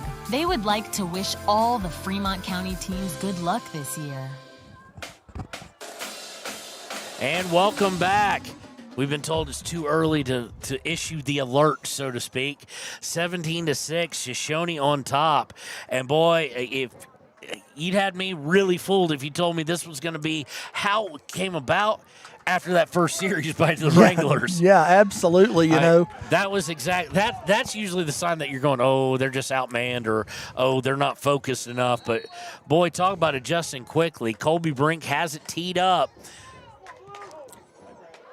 And here is the kick, and it's going to be fielded at about the 5 to the 10, 15 to 20. He's got a lot of room to go. He's at the 30, and we have a flag on the field. He gets past the 50, and it looks like he's going to have a chance to go all the way, and he is. But hold the phone. There was a flag well back around the 30-yard line. So, and that's usually a holding area. It's going to be critical. Let's see here. Looking over, unfortunately, he's looking over the Lingle-Ft Laramie sideline. Let's see here. If not, it is a kickoff return for a touchdown, 95 yards. And you see Lingle-Ft Laramie walking back. So a costly penalty. Technically, it's only going to go down probably as a 10-yarder. In reality, it's going to be about a 70-yard penalty and wipe 6 points off the board. Yeah, you know, that's where it really becomes costly. When you lose that touchdown, you've struggled to move the ball, you've struggled offensively to this point. Your special teams does something to really kind of make things happen, and no sooner does it happen than Mr. Momentum just drifts away, moves back across the sideline. It is holding. It'll mark it all the way back to their own about 20. So it's like they never even did anything with it, like they downed it in the end zone. Unfortunate there. And out will come with 2 wide on each side. Brady Cook. Man goes in motion, is Lincoln Spector. He gets his first handoff of the day, slips 1 tackle, but is going to lose 5 yards. I was just commenting with Matt Mason, the AD here, who's sitting right behind me, and saying that we hadn't seen Luke Spector very much at all. He ran 1 time for 3 yards, and here he loses 5 to bring up second down. Yeah, you know, you make that play there, and no sooner did he get the ball than you had a Shoshoni defender right on top of him. Yeah, he didn't make the tackle, but it's a gang tackling mentality. The second guy was on top of that and brought him down for a loss. Now, coaches, and especially the Lingle-Ft Laramie folks watching us at home, are going to hate me for that. I don't like losing Spector in that way. Shotgun snap. I don't like seeing him go wide. He's up the middle guy, going deep, open, and just he kind of slowed down there, but had to jump up for it. It's incomplete to Anthony Arnouche. Maybe, and it's a maybe, and it may be nitpicking, maybe the only mistake so far by Arnouche. He kind of stopped and went for the jump. If he keeps running, he did have some separation. And so far on a team that hasn't done a whole lot offensively, yet in his special teams, Arnouche, and defensively, Arnouche is the MVP for Lingle-Ft Laramie so far. Yeah, you know, he had the step, and I think he made the commitment to make the jump when he maybe didn't have to do that. And so maybe a little bit of a mental slip there that cost him on what could have been a big play. So some substitutions going. It is a 3rd and a country mile for Lingle-Ft Laramie. And they are going to have to pass the ball to get, and they're capable to get these running lanes open up a little bit. Same thing Shoshoni's having to do. Snap out of the gun, trips on the near side. He's looking for the right side, and boy, they just got all sorts of mistimed up there, Marshall. You know, overthrew him by 10 yards. What's really crazy is there was not even a defender within the same zip code as the number 5 for Lingle-Ft Laramie. He wasn't covered up. He ran free immediately and was hanging out down here around the 45, wanting to know where the ball was. Brandon Poston was the open guy he's talking about, and they went for Anthony Arnouche, but definitely not on the same play, or same page, I should say. Yeah. And now they've missed on 3 third downs. They're 0 for 3. On 4th down, they're going to look to just punt, and, of course, they've got a great one. Anthony Arnouche going to send it from the 15. It's going to bounce down to the 40, call it the 44. Or 39, excuse me. So it'll be 11 plus 35. That'd be 46. I can do good math. That's a 46-yard punt. That's a win anywhere you are punting from. 46-yard punt there, 54 on his first one. But it does set up Shoshoni with not as great field positions they had the past couple series, but does set them up with good field position with 5:19 left in the first half. Yeah, good things happen when you start with the ball somewhere on your side of the 35. You know, if you're able to start on your side of 35 and beyond, good things happen when you have the ball. So going out of the pistol this time, so he's going to have Carson Kissling behind him. This is the first time I've seen the lineup in the true pistol without a protecting back right next to him. Trips on the far left. Snap to Caden Kissling, running the option with his brother. He's going to get caught up, and now he's going to cut up the middle. Now he cuts outside. He's got 5. He's got 10, 15, 20, down to the 35, down to the 30, and we get a late flag. It's going to go from the 30. It's going to be 20, 30. It's 31-yard gain if it holds. That's kind of in the vicinity of face mask. That's what I'm thinking. They looked like they were getting up a little high on him, and, yeah, this could end up being a huge gain if it goes the way we're thinking. Let's see here as the clock stopped and officials are talking, nope, and they are walking backwards. Should be a spot foul, though, so let's see here. It's going to be a legal block in the back against Shoshoni. So let's see what it's going to turn it out to be. It's going to turn it out to be a 10 plus 6, 16, 17, about an 18-yard gain instead of 31. Yeah, and that one hurts you. Blocking the back is one of those things that can happen pretty fast, and so you hate that when you've done such a good job on that play, but it's still a Wind River Realty first down. It'll be 1st and 10 from the Lingle-Ft Laramie 43. And he's going to go with that 4 wide out set again that Trumpler's going to go with Kissling back there by himself. Snap. He's, of course, looking to where the 4 guys are, throwing way outside. And almost, what a play, almost baited like by guess who? Yeah, Anthony Arnouche was right there. Intended for Hicks, but, yeah, Anthony Arnouche. Hicks was a little slow with the look back on that, and I don't think that he saw it until right then. Anthony kind of baited him, and at the end of the day, that's a fun matchup to watch. It was a very high toss to just go about 5-6 yards, and sets it up for it. It was up there a while back, far side of the field. It was begging to be intercepted. That's a long way to throw the ball. Same formation here. Kissling by himself. Snap. Looking across the middle and tipped as he was intended for Brody Shepard. And Kissling, kind of like he did in the early stretches, now starting to kind of throw into some coverage as Brody Shepard was matched step for step by the Doggers, and it brings up 3rd and 10. And it looks like we may wind up with a timeout here, depending on timing of it all. Kiss coming over for the play. No arm up yet by the back judge. But they are going to have to hurry up to the line. And now we've got 10 seconds left. You do not want that penalty here. And 5 seconds, 4 seconds, 3 seconds, 2 seconds, and there is the timeout I was kind of expecting. Timeout by Coach Trumpler and crew. We'll take it with them. 4:34 left in the half. 17-6, Shoshoni, and they have the ball in Dogger territory. We'll return on 99.1 KWYW, The Heat. For a place, a people, an idea, for right and freedom, for liberty and justice for all.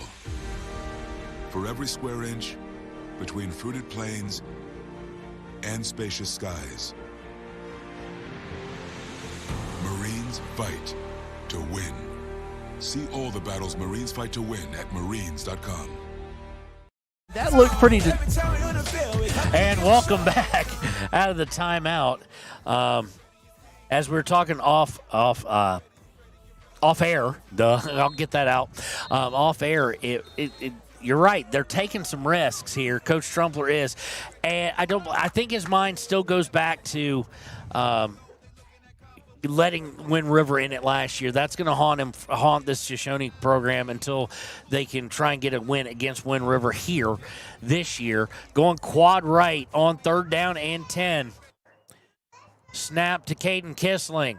Good snap. He's going to look deep, and now he's going to have to run, and he's going to be dead to rights. And it is going to be a sack for a loss of 8. On top of the sack, we've got a flag down. Flag on the field, so clock will stop. Let's see who it's going to be on. It's going to be declined there if it's against Shoshoni. Personal foul. Oh, personal foul, face mask. And we're pro Shoshoni, anybody who's wondering. We're pro Fremont County teams, but after such a great play.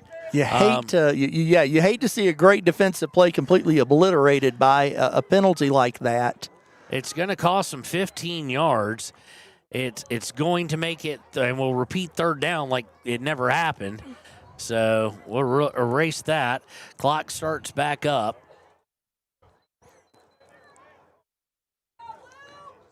And Shoshoni will have third and not an automatic first down in Wyoming high school football. Sets them up with a 3rd and 4, though. A 3rd and a long 4, call it 5. From the gun, 2 backs with him. He keeps it. Now he's looking deep for Hicks. And Hicks cannot get a hold of it. Incomplete. And they're trying to get it to Hicks, but just been unable to.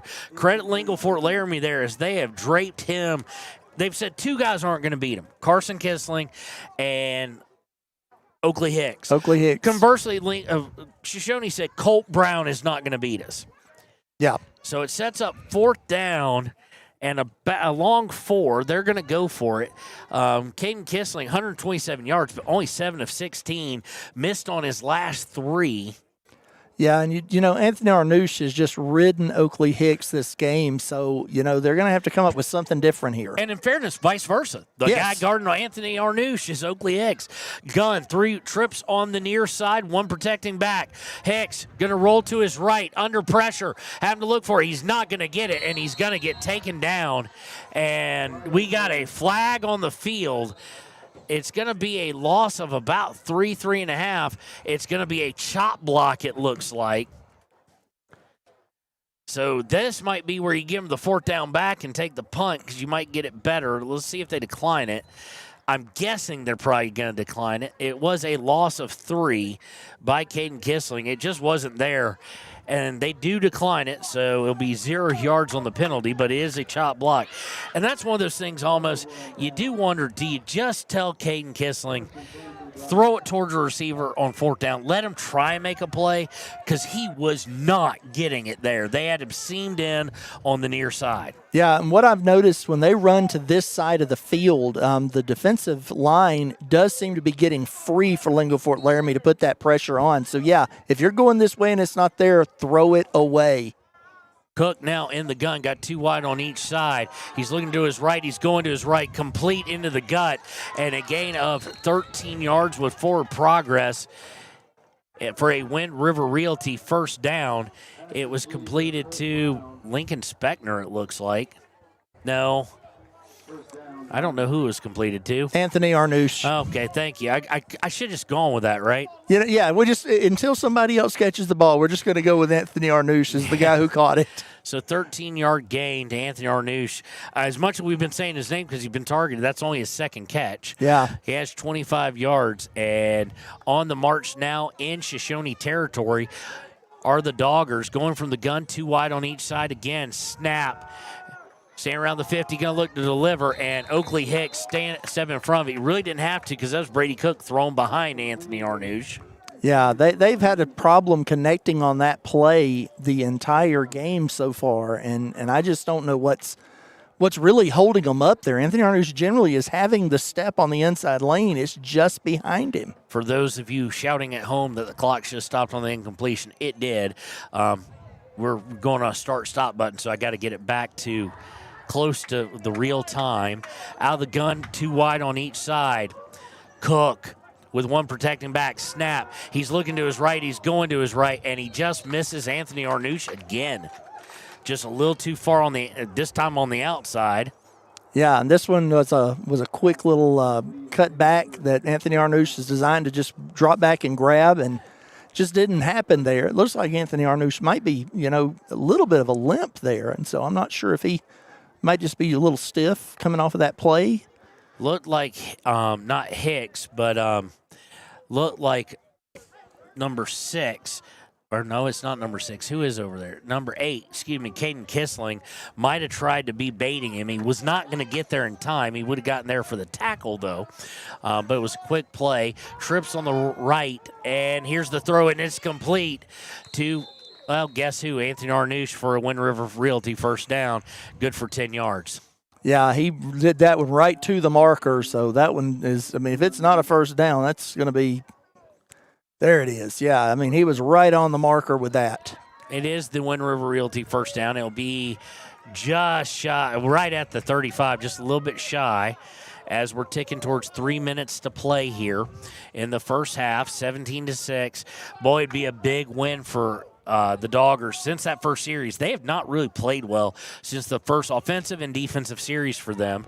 And they only have the defensive touchdown. Cook in the gun, direct snap to Speckner, and he's got room to run, and he is going to gain 10 on the run. First time he really got out there, and it will be a Wind River Realty first down. It's going to be really, really close. Yeah. Nope, they're going to say just shy. Be a 9-yard carry, so it'll set up second one about as close as you can get without getting the first down. Yeah, and forget about saving the first down. Corbin Brown just saved a touchdown because there was nobody but him back there to make the play on that. From the gun, 2 wide on the near side, 1 up top, 2 protecting backs, and all sorts of problems there. I'm not sure. I'm pretty sure you can't have 3 guys go in motion at one time, so it is a false start. I'm looking at this, and the only thought running through my head is the center can't be offsides, but everybody else on the offense was on that play. And theoretically, if the center kind of shrugs, he could be, I guess. Yeah. But everybody, the weird part was the first guys offsides were the 2 running backs and the quarterback. So realistically, if we want to get really, really real here, it kind of was offsides called by the center. Absolutely. I'm going to guess Cook knew the snap count. 1 wide, they're in tight. It's going to be a direct snap to Nathan Lira. He's going to go outside, and he is going to get the first down, I do believe. Let's see here. It should be a Wind River Realty first down. He does after a 3-yard carry. Yeah, that right there, that was about as good a play as they were going to get for the setup there. Shoshoni was on the play, and they were still able to find a gap and push forward for that Wind River Realty first down. Under a minute 45 left. Sorry I haven't kept up with timeouts. I know they've called 1. So in my head, I want to say they've got 2 left. As they're going to scrimmage from right at the 25-yard line of Shoshoni. You expect the lights to start coming on because it's starting to get darker out, and I may go get my vest because it does feel like it's going to get cooler. Snap is to Speckner. Speckner's going to go outside. He's going to run out of bounds after a 4-yard gain. 3 Shoshoni tacklers were standing there waiting for him and just used the sideline as their best friend. So minute 19 left. It will be a 2nd and 6. Let's see here. Let's see if Coach Mason knows how many timeouts they have left. I don't. I know I think they have 2. I think they used 1, but I'm not 100% sure. Going from the gun, here's the snap to Cook, and he's under all sorts of pressure. Fumble, it's on the ground. Are they going to call it incomplete or a fumble is going to be the question. You couldn't really tell, and there's no replay, but they are going to get it back. Yeah, if they called that incomplete, it would have been intentional grounding. There wasn't a receiver anywhere on earth near that pass. I thought they got their hand on it, and there's going to be a timeout on the field by Lingle-Ft Laramie. We'll take it with them. Be right back. 17-6, Doggers driving, leading into half with 1:09 left. Living well isn't just about things. It's about the things that matter. Your family, your friends, and your health. For decades, Sage West Healthcare has been committed to improving the health and care of our communities. Today, we're investing more in our communities, in our people, in advanced medical technologies, and in specialized facilities, so access to better care is close to you and the things that matter most. Sage West Healthcare. Be well, live well. That's why we're here. We don't want this to turn into 2 for 1. And welcome back. It did go down as a fumble. It's going to be a rushing loss because of that fumble against Brady Cook. It'll be minus 4 yards. So it'll set up 3rd and 10 out of the timeout. And so right now, looking at this, Shoshoni can hold on and stop them here. That's going to set them up for when Lingle-Ft Laramie gets the ball back after the half. So going to go receivers out wide right. One protecting back. Cook in the gun. Snap. Looking to his right. Complete. And tackle. Did they get him out of bounds or not? Doesn't matter. It will be a Wind River Realty first down. But will matter as far as the clock goes as he completes it for 12 yards to Lincoln Speckner. Yeah, that was a very well drawn up play coming out of the timeout. Lincoln Speckner had good space, was right in line with the quarterback right out of the snap. It was a well called play there. They're going to say went out of bounds, so it'll be 1st and 10 inside the 15. Trips to the left. Cook in the gun. Snap. Cook now going to look to his left. Going to the end zone. Touchdown. Guess who? Anthony Arnouche. Indeed it was. It'll be a 14-yard touchdown pass. Now, I'm always glad when it's confirmed by the AD on the PA. Yeah, that definitely or makes the guy you feel behind good. Me. Yeah, absolutely. I usually think like I got it right. I might not have, but hey, we're going down. We're going down together on this one. So, on that play there, Corbin Brown just never found the ball, and as a result of that, he just did not know what to do with Anthony Arnouche there. Anthony had a look on it and was able to bring it in. So they're going to go for 2 here, try and make it a 3-point game. Cook under pressure, and he's got a guy wide open in Nathan Lira. Go down as a 3-yard, we'll say 3, technically it's 2.5, but 3-yard pass for 2-point conversion. So with 56 seconds left, the number 5 Doggers clawed back in at 17-14. Shoshoni on top. We'll be right back with, well, we won't say that because when we did Wind River, we never got to it. The conclusion of the first half here on KWYW 991 The Heat. And we interrupt you with breaking news live from the Pepsi Wild Cherry Aisle. Carol, can you hear us? Steve, I've never seen anything like this. The bold, refreshing, and bursting with cherry deliciousness of Pepsi Wild Cherry is, well, let's just say everyone is getting wild. Getting wild? That's right, Steve. There's dancing, binge-watching, and is that a slip and slide? They're really putting the wild in Pepsi Wild Cherry. And this on-the-scene reporter can't wait to pop, lock, and drop it. Pepsi Wild Cherry. Go ahead. Get wild. And welcome back. Great drive there by the Doggers to cut into the Shoshoni lead, and you just wonder about momentum coming out of the half. But first and foremost, they need to secure this kick. Do the Wranglers not allow anything, because all of a sudden it could turn into a 3-for-1. It is a 2-for-1 right now because coming out of the half, Lingle-Ft Laramie will get the ball. Here is the kick by Arnouche because he does everything for him. It's going to be fielded by Hicks right at the goal line, and it was over the goal line. So it will be a touchback. Hicks wanting to return it. And that's one thing I don't like, is if the guy wants to return, let him. If he doesn't want to, let it bounce in the end zone. If he wants to be primetime Neon Deion Sanders and or Ed Reed and try and return one 109 yards from the end zone, let him. Yeah, I'm with you. I think, let these guys run, let them play, let them get out there. Don't take the fun out of the opportunity to be a returner. Now, what'll be interesting here is what do they do? They've got a couple of timeouts, I believe. I think they try to get it down the field here. From the gun, 2 wide on each side. Snap to Kissling. He is looking to throw. Goes across to Hicks. Hicks has it at the 35-40. He's got breakaway speed. 50, 45-40, 30, 35, 25, 20, 10, 15, 5. Touchdown! 80-yard pass. Pretty sure I called that one right out of the huddle. You want to go down the field. I didn't think it'd be that. 80-yard pass. There is nothing more dangerous than a crossing route, because if you can get a step, you can take it the whole way. And that's exactly what Oakley Hicks did right there. Trying to get it to him, He had 11 yards previous to that. And, boy, you want to talk about sting for the visitors from Lingle-Ft Laramie.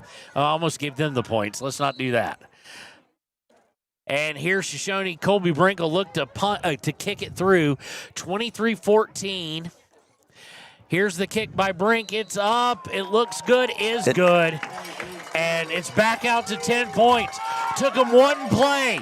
Took them 13 seconds, and now I'm still going to say we will return. We might conclude the first half when we return here on KWYW 99.1 The Heat. B&M Septic and Excavation offers prompt professional service. Call them today for a quote at 850-2200. They serve far and wide across Fremont County and deep. B&M Septic and Excavation is proud to support Fremont County sports. A proud sponsor of this broadcast is Bailey Enterprises. For over 50 years, Bailey has become the name you can trust.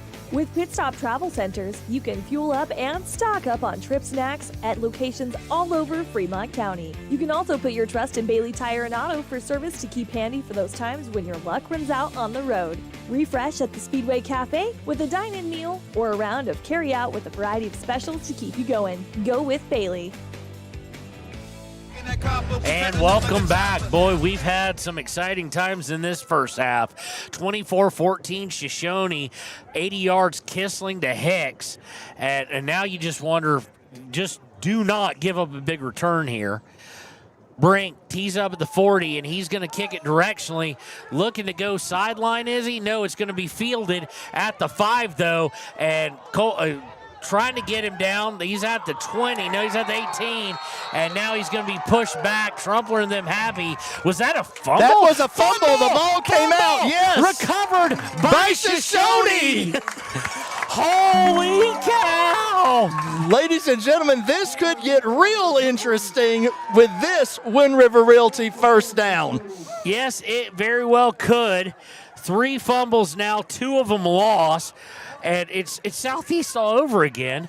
We're about 7 seconds off, but now a chance to really I'm not going to say put the game away, but really start putting some nails in the coffin, because that'll be a 1 minute just absolute turnaround here. Shoshone ball 1st and 10 from the LFL 15, looking for the end zone. He wants Hicks, and intercepted at the 1 yard line. He just left it short.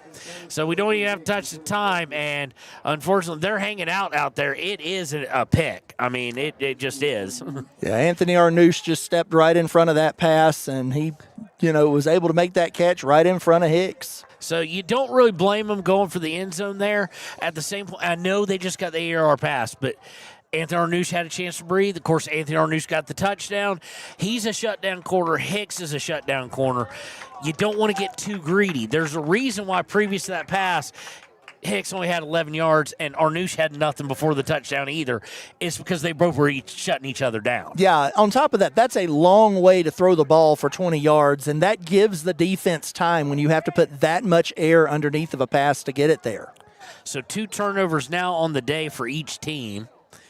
And going to be playing a bit of a prevent, it looks like, is Shoshone. Cook going from the 20-yard line. They're going to say it was a touchback. He breaks free from a little bit of pressure, and he's just going to run out of bounds after gaining 5 yards.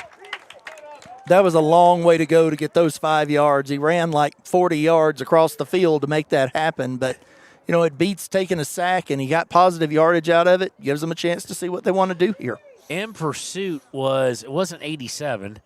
It was Preston Hance. It was 83. 83, Preston Hance. Yeah, from that defensive end position, he has managed to keep pressure on the Lingle-Ft Laramie quarterback and really just try to keep Colt Brown from getting free and doing anything. Brady Cook from getting free and doing anything. Well, Colt Brown has 3 attempts, 2 carries. Lincoln Speckner's got 11 on 4.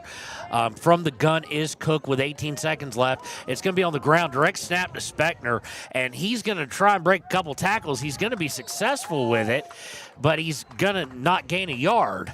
And they're going to let this go to half, I'm sure. Yeah. And so that's going to do it for the first half, ladies and gentlemen. Your Shoshone Wranglers up by 24-14 and have not played perfect. But when we get back, we'll take a look at the United States Marine Corps halftime show here on KWYW 99.1 The Heat.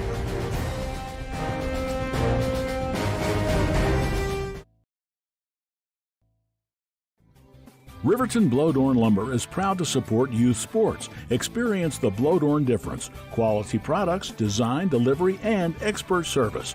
Blowdorn Lumber, 1202 North Federal in Riverton. Blowdorn Lumber. Community Health Centers of Central Wyoming has locations across Fremont County ready to serve you at DuBois Medical Clinic, Riverton Community Health, and Lander Community Health Pediatrics. We accept all forms of insurance, including Medicaid and Medicare. Are you struggling to get medical care? Ask for their sliding fee scale. From family medicine to pediatrics, Community Health Centers are here to serve you. Call 307-463-7160 or visit chccw.org to schedule your appointment. Take the next step in higher education at Central Wyoming College. Offering 2- and 4-year degree programs in a variety of fields, Central Wyoming College is transforming lives and strengthening communities through learning, leadership, and connection. Detailing done different can protect your vehicle with S-Tech's Action Series, Carbon or Smart Series ceramic tint, plus premium ceramic coatings for maximum UV and heat protection. All backed by a lifetime warranty. Expect expert detailing to make any ride look brand new. Call 307-851-5158 today. Detailing done different. Discover Thermopolis is proud to stand with our Bobcats. From local attractions to hometown pride, there's always something to cheer about here. Discover Thermopolis, celebrating our community and rooting for the Bobcats all season long. Dos Solitos is proud to support Fremont County sports teams. Enjoy bold Mexican flavors that'll have your taste buds shouting, "Olé!" Follow them on Facebook, Instagram, and TikTok for updates on events and food truck locations. You need an oil change, but you don't have a lot of time. Expressway Lubes on South Federal in Riverton and Highway 789 in Lander provide a fast, professional lube, oil, and filter change. Expressway Lubes, locally owned and proud to support our local student athletes.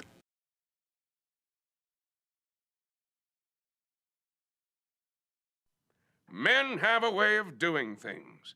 A man has his way of eating, of exercising, of keeping his hands warm, and of straightening up. So, when a man faces a serious life problem like divorce, depression, or suicidal thoughts, shouldn't a man have a way to deal with that too? Well, now he does. I'm Dr. Rich Mahogany. Visit me at mantherapy.org. Why should your new floor come from Carpet One? Because we're passionate about the spaces our neighbors call home. We're part of your community, and we're also part of the world's largest cooperative of independently owned and operated flooring stores. So you can be sure you'll get great selection and outstanding value with every installation. Whether it's carpet, hardwood, tile, or luxury vinyl, our experts take the guesswork out of choosing the right floor. We're your local Carpet One Floor and Home, the one store for your perfect floor. Visit Lander Gambles to make your home feel like new. They will beat any competitor's price. Stop by to speak to one of the sales agents or visit landergambles.com. Lander Gambles will help you find the perfect product that fits your budget and lifestyle. Lander Gambles, 420 Main Street, Lander, Wyoming. Golden Buffalo Jewelry in Riverton knows that sports bring our community together. From Friday night lights to weekend tournaments, they're proud to cheer on our local athletes and support the teams that give us so much to root for. At 407 East Main, you'll find something special for everyone. Timeless pieces, unique gifts, and a selection worth exploring. Stop in, discover the perfect treasure, and know you're supporting a business that supports local sports. Where community and sparkle shine side by side. Call 307-857-2789 today. Your car or truck is an investment. When it needs repairs, you need someone you can trust to do the job right. Take it to Gunners Automotive. They repair all makes and models of cars and trucks, from oil changes to brakes, tires, and more. Gunners Automotive, 856-2288. Your tax pros at 219 East Main Street in Riverton, Wyoming can handle all your tax needs. Whatever your situation, we know what to do. Call 307-856-2256 today to schedule an appointment. H&R Block is open Monday through Friday, 9 a.m. to 3 p.m. Stay at the newly renovated Hampton Inn & Suites Riverton, proud sponsor of all sports teams, home and away. Experience the perfect blend of comfort and convenience with Hampton's top-notch amenities, including a free hot breakfast, complimentary dinner and drinks Monday through Thursday evenings, a sweet shop for snacks and essentials, a pet-friendly environment, and an indoor hot tub, pool, and a fitness center to keep up with your workout routine. We've got everything you need for an exceptional stay. Reserve your stay now on our website, Hampton Inn & Suites Riverton, where comfort meets convenience. I'm Winslow Friday, Director of the Wind River Intertribal Council Department of Transportation. It makes me and my crew happy when you buckle up. It just might save your life. I'm gonna get us home. Buckle up for life, Wyoming. And welcome back to the United States Marine Corps Halftime Show here on KWYW 99.1 The Heat.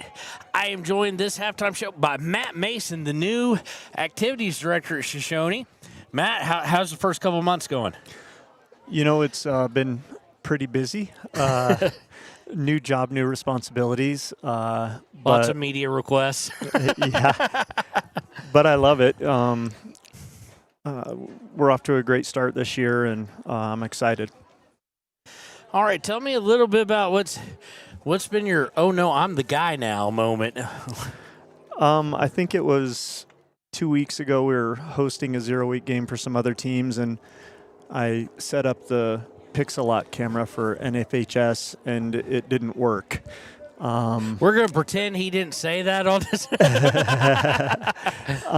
So there's problems all over the state, but I was here for quite a few hours trying to figure it out and got one in the mail the next day, so we were okay. See, and that's the greatness of local media, because we're here to fix our own stuff. Yes.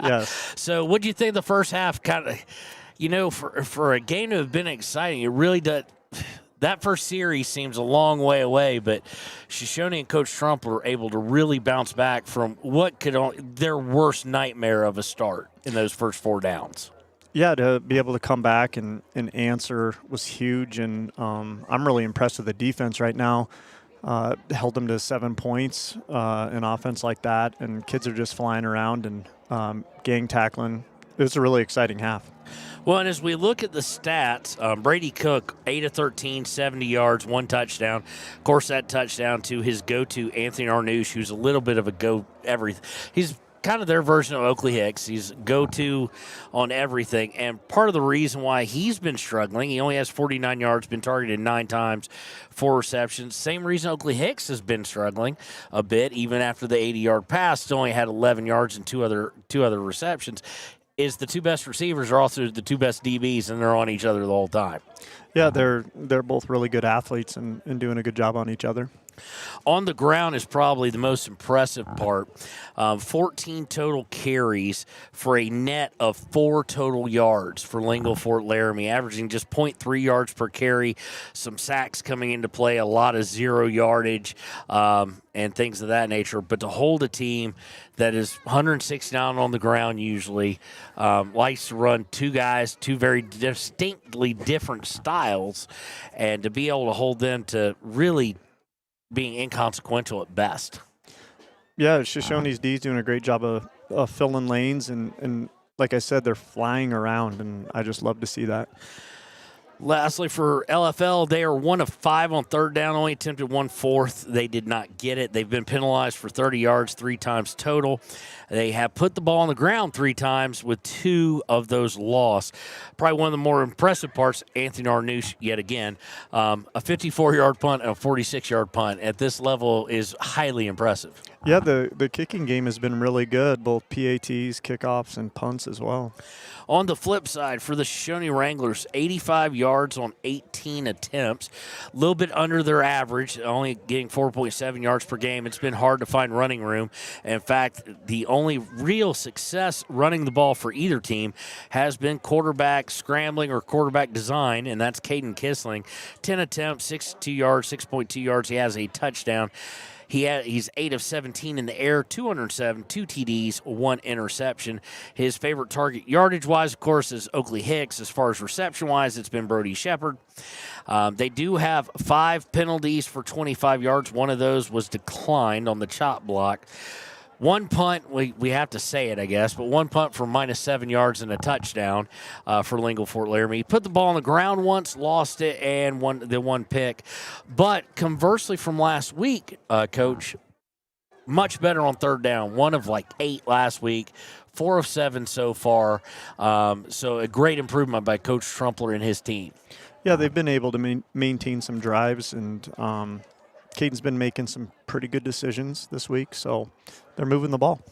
And it's rare down by 10 that I'd say this, and I am going to go ahead and throw up the ESPN upset alert as Lingle-Ft Laramie came in as number 5 in the state in 1A 9-man.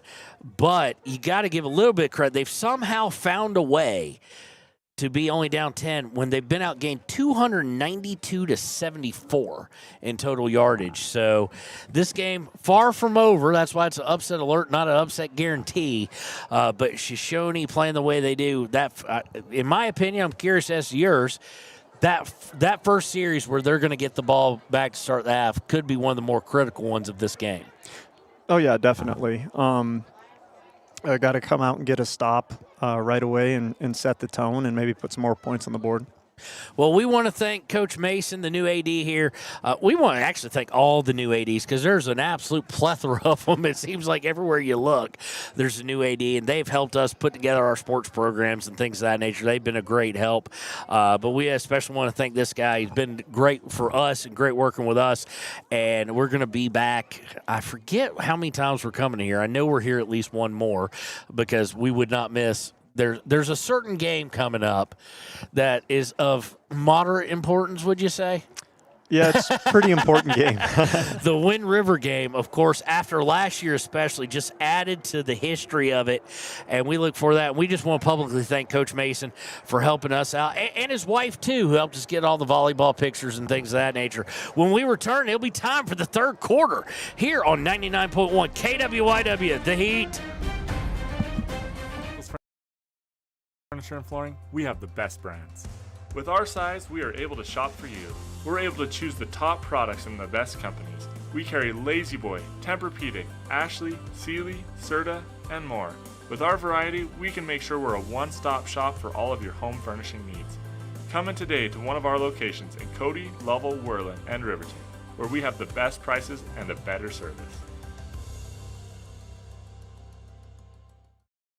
High Plains Power is a Touchstone Energy cooperative. What does that mean for you as a Rural Electric Association member? It all comes down to 7 principles: open membership, one voice, one vote, member benefits, independence, education, cooperation, and community. To understand how it all works, we're headed back in time.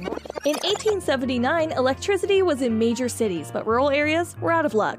In 1935, President FDR made it possible for companies to build power lines to unserved areas. By the time we hit 1941, some 400 electric co-ops had been organized to serve rural America, just like High Plains Power. For more information, visit highplainspower.org.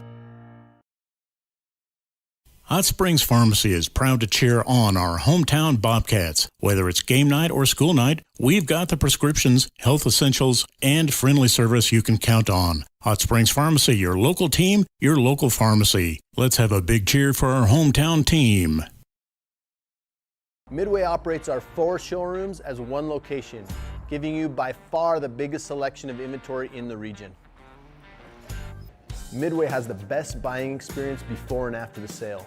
Our team members have more experience and knowledge to better serve you. Midway's success is based on hard work. Our team members give 110% to make sure you have a fast, enjoyable experience. We have what you need. At Midway, you're not just a customer, you're part of the Midway family. Head to Nana's Bowling and Bakery in DuBois for Family Fun Night. Now booking parties for all ages and occasions. To reserve your company, family, or birthday party, call 455-3660. Nana's Bowling and Bakery is proud to support Fremont County student athletes. For more than 40 years, Porter's Mountain View Supply has been serving central Wyoming with top brand name spas, stoves, fireplaces, and outdoor grills. With 2 locations in Riverton and Casper Plus financing available for your purchase, Porter's offers expert advice, quality products, and service along with maintenance. Porter's, your local spa, stove and fireplace provider in Riverton at the corner of Sunset and North Federal. I'm with you. And welcome back into the United States Marine Corps Halftime Show. We want to thank the United States Marine for sponsoring Halftime Show. The few, the proud, the United States Marines. 24-14 here on KWYW 99.1 The Heat as we start the third quarter. Shoshone has the Doggers on upset alert. Yeah, they've definitely kept them on the ropes after that first offensive series.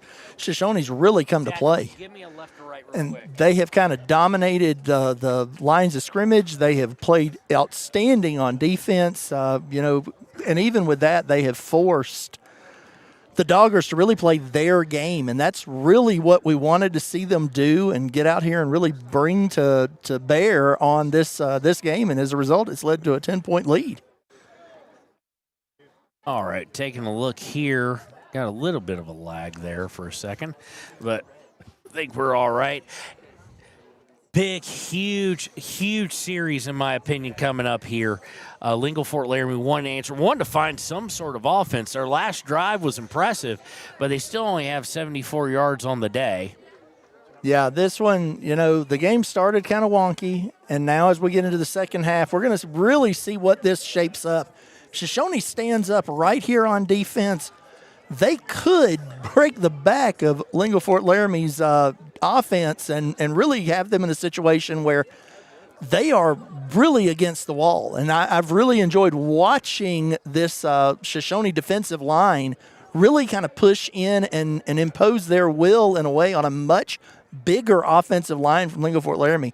I always played to the outside, but when I watch the game, I love to see what happens but in those inside trenches and in those battles. And so far, Shoshone is dominating in that area. Well, and this is the first time I've actually seen them use the whole thing. I keep forgetting halftime's here. They have the halftime. Then they put 3 minutes for warm-up. So we came back a little prematurely. We're going to take our leave for a moment and pay some bills by airing some ads of people you should go shop with if you like seeing these smaller schools get their shine on the Wyo Today Game of the Week on 99.1 KWYW. The Heat. Shoshone Rose Casino and Hotel is proud to support youth sports in Fremont County. Enjoy a meal at the Deca Gai He restaurant. Deca Gai He is Shoshone for the eating house. Open daily from 7:30 a.m. until 9 p.m. Try a weekend getaway with the family in one of their comfortable, pet-friendly guest rooms and enjoy the heated swimming pool. Book online at ShoshoneRose.com and remember to support Fremont County youth sports. Go team! And welcome back. I've never seen anybody use their full 3 minutes to warm up, and they were not going to here. They were getting ready to kick off right as we left, and then they all realized, the refs, the players, everybody, oops, we're all going the wrong direction. So now they've taken care of that. Colby Brink will put it down. The lights are on here. Unfortunately, it's going to start getting colder because, as you know, the sun went down. When it went down tonight, it went down kind of quick. Oh, yeah. It was not a slow thing. So it's about 7:35. We are past sunset now. I think sunset was supposed to be like 7:34 or 7:33. Colby Brent with it teed up at the 40. And here is the kick. It's going to be fielded at about the 16-yard line. Took it out to the 25, 26, 27, about the 29 is where they will have a Wind River Realty first down. And I forgot to start the clock, so we'll go ahead and start it now.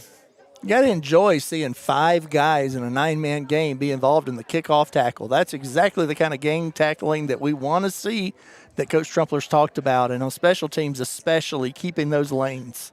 Well, and we just got Declan dancing off to the side, so that's $8.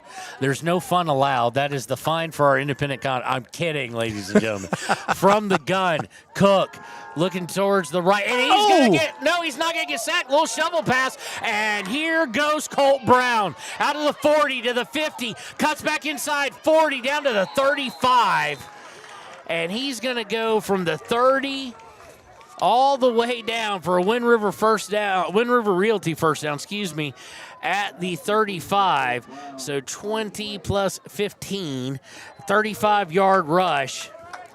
Yeah, Carlos Mafuro made the run, blitzed in, hit the quarterback, had him wrapped up. He got that shuffle pass out, and that little extended handoff gave him all he needed to get Colt Brown moving. So flips the field 35 yards away from the end zone. Snap to Cook. He's going to hand it off to Spechner. Spechner looking to go outside. He's got about 5, and that is where he's going to be wrapped up.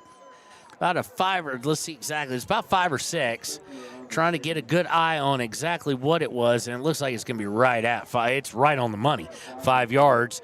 That brings his total up to 16 on the day, and Lingle-Ft Laramie on the move.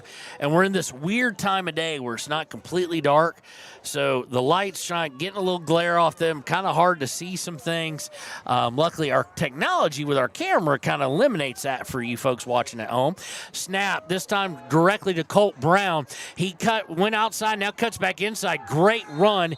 He's going to get down to the 20 from the 30, so 10-yard gain there. Let's see, there's going to be an 11-yard gain, and it'll set up another, as we have to stop the clock for an injury, it looks like. It's set up another Wind River Realty first down. We'll take a break while they tend to the down Wrangler. We'll be right back here on KWYW The Heat.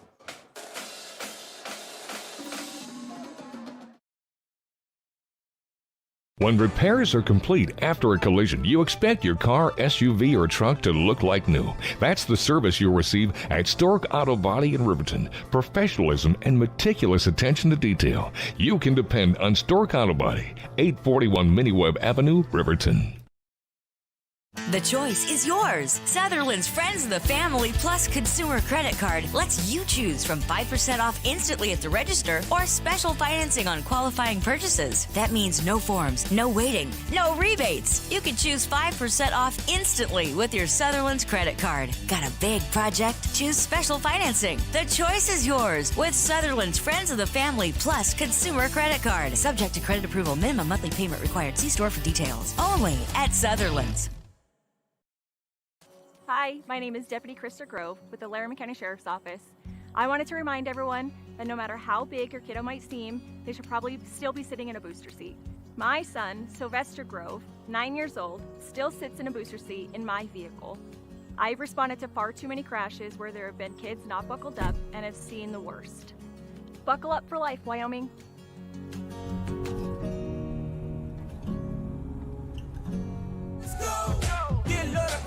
All right, welcome back. Malachi Litz, the down player for Shoshoni, as he makes his way off the field, grabbing his chest kind of type thing. 10:47 play from the gun. Snap to Cook. He's got wide receivers everywhere, and he is going to be complete for about 6 yards. Who was it complete to? I think it was none other than Arnish. We've been corrected on the pronunciation. Yep, so right at 6 yards. Anthony Arnish is continuing to do in the second half what he did in the first, and that is, get open in the middle. So inside the 15, Cook with 2 wide on each side, one protecting back there with him. Snap is to Cook. He's under pressure immediately, and he's going to get taken down for, called a 5-6 yard loss. Called actually 7-yard loss. Yeah, Preston Hance. On the sack. Sets up 3rd and long. Yeah, Preston Hance got off that end and done what he's done the entire game, put pressure on the passer. That time he was able to catch up to him, bring him down for what I believe is his first official sack of the game. And a correction, that's minus 10 yards. Sets up 3rd and 14 after the 6-yard gain on first. A loss on second. From the gun, he's got trips wide up top as they go right to left on your radio dial. Cook, and we're going to get a flag, and that's generally going to it can only really be 2 things. They stopped the play. It didn't look like defensive encroachment unabated to the quarterback. Nope. It looked like a false start. I didn't see the false start, but it's in the vicinity of that. And guess what? It's a false start. It's a false start. You called it, Kevin. Good job there. I did. I try, Marshall. So going to set up 3rd and a country mile on the false start. 3rd and 19. There's not a lot in the 9-man playbook that's designed to pick up 19 yards in a play. But there's not a lot of playbooks that have that must-have 19-yard play on in it. But if I was going to find out where Anthony's at. Arnish and go to him. Yep. Cook in the gun, snap, looking outside, going to go short but there's a flag deep in to the secondary. That's usually in defensive holding area. Yeah, I'm thinking that's possible that one of the safeties got a little handsy there is what it looked like from here. It was incomplete. It was going for Arnish, but let's see what the flag is as we get the time back on target. No, it's against them. So they're asking Coach Shoshoni what he wants to do, or at least that's how I'm interpreting it. That's what I'm seeing. So legal hands. I'm trying to think what a DB can do. Push off. Penalty's going to be declined as it was incomplete. It'll bring up 4th down. Now, here's the thing. Based on where it was thrown and where the ball was, if you're not targeting the receiver, that's uncatchable. Yeah. That's a weird call there. But, of course, from this distance, they are going to kick a field goal. I was not going to say that originally. So it's going to be down at the 36. So it is a 46-yard field goal for Arnish. Color me impressed if he nails this one. Yeah. Here's the hold. It's down, and it's got plenty of height. It does have it would have been good for 50. That is a beautiful, beautiful kick. You don't see 46-yard field goals at this level. No, you don't see 46-yard field goals in this state. It's rare in other states, too. States that are a little bit more like even Texas. You don't see a lot of guys who can just grill it. That thing would have been good from 50-plus. So, anyway, 24-17. We'll take a break. 1 touchdown difference. Shoshoni getting the ball back. Up by 7 on the number 5 Doggers here on 991 KWYW. The Heat. Priority Drain Cleaning's got you. Fair prices, top service, and a lowest price guarantee. Show any past price, and they'll beat it by 5%. Call Top Priority now at 307-709-CLOG. They would like to wish all the Fremont County teams good luck this year. And welcome back.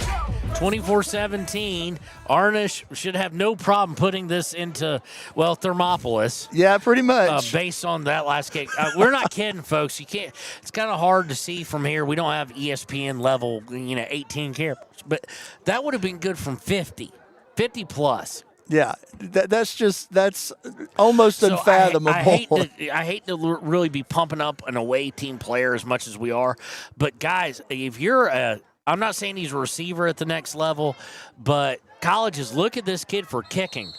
A muffed kickoff is going to be fielded by. Looks like it was fielded by Carson Kissling. He's just going to fall on it after kind of dropping it a bit. And it'll be Wind River Realty first down from their own, I do believe 15 is where it's going to be at. It's kind of hard to see from this angle. It's going to be actually from about the 17 will be where the Wind River Realty first down is. Yeah, it looked like they tried to get a little sneaky with that, have him drop it a little short while they were all backed up at the end zone and see what might happen. Caden Kissling with 2 backs back there with him and 2 off to his near side. He's going to hand it off to Carson. Carson streaks up the middle and probably his biggest hole of the day. Yeah, that right there is what he's been looking for all afternoon is just the opportunity to, get past the line of scrimmage without having to carry somebody from Lingle-Ft Laramie on his back. It's going to be right at, we'll call it a 7-yard gain. That gives him 29 on the day. He's well under his average of like 9.7. He's got 3.6 as they have played him well, as has the run defense for Shoshoni. But best hole he's seen, same exact formation here. Snap, and they're going to hand it to Carson Kissling again, and this time he's going to lose 4.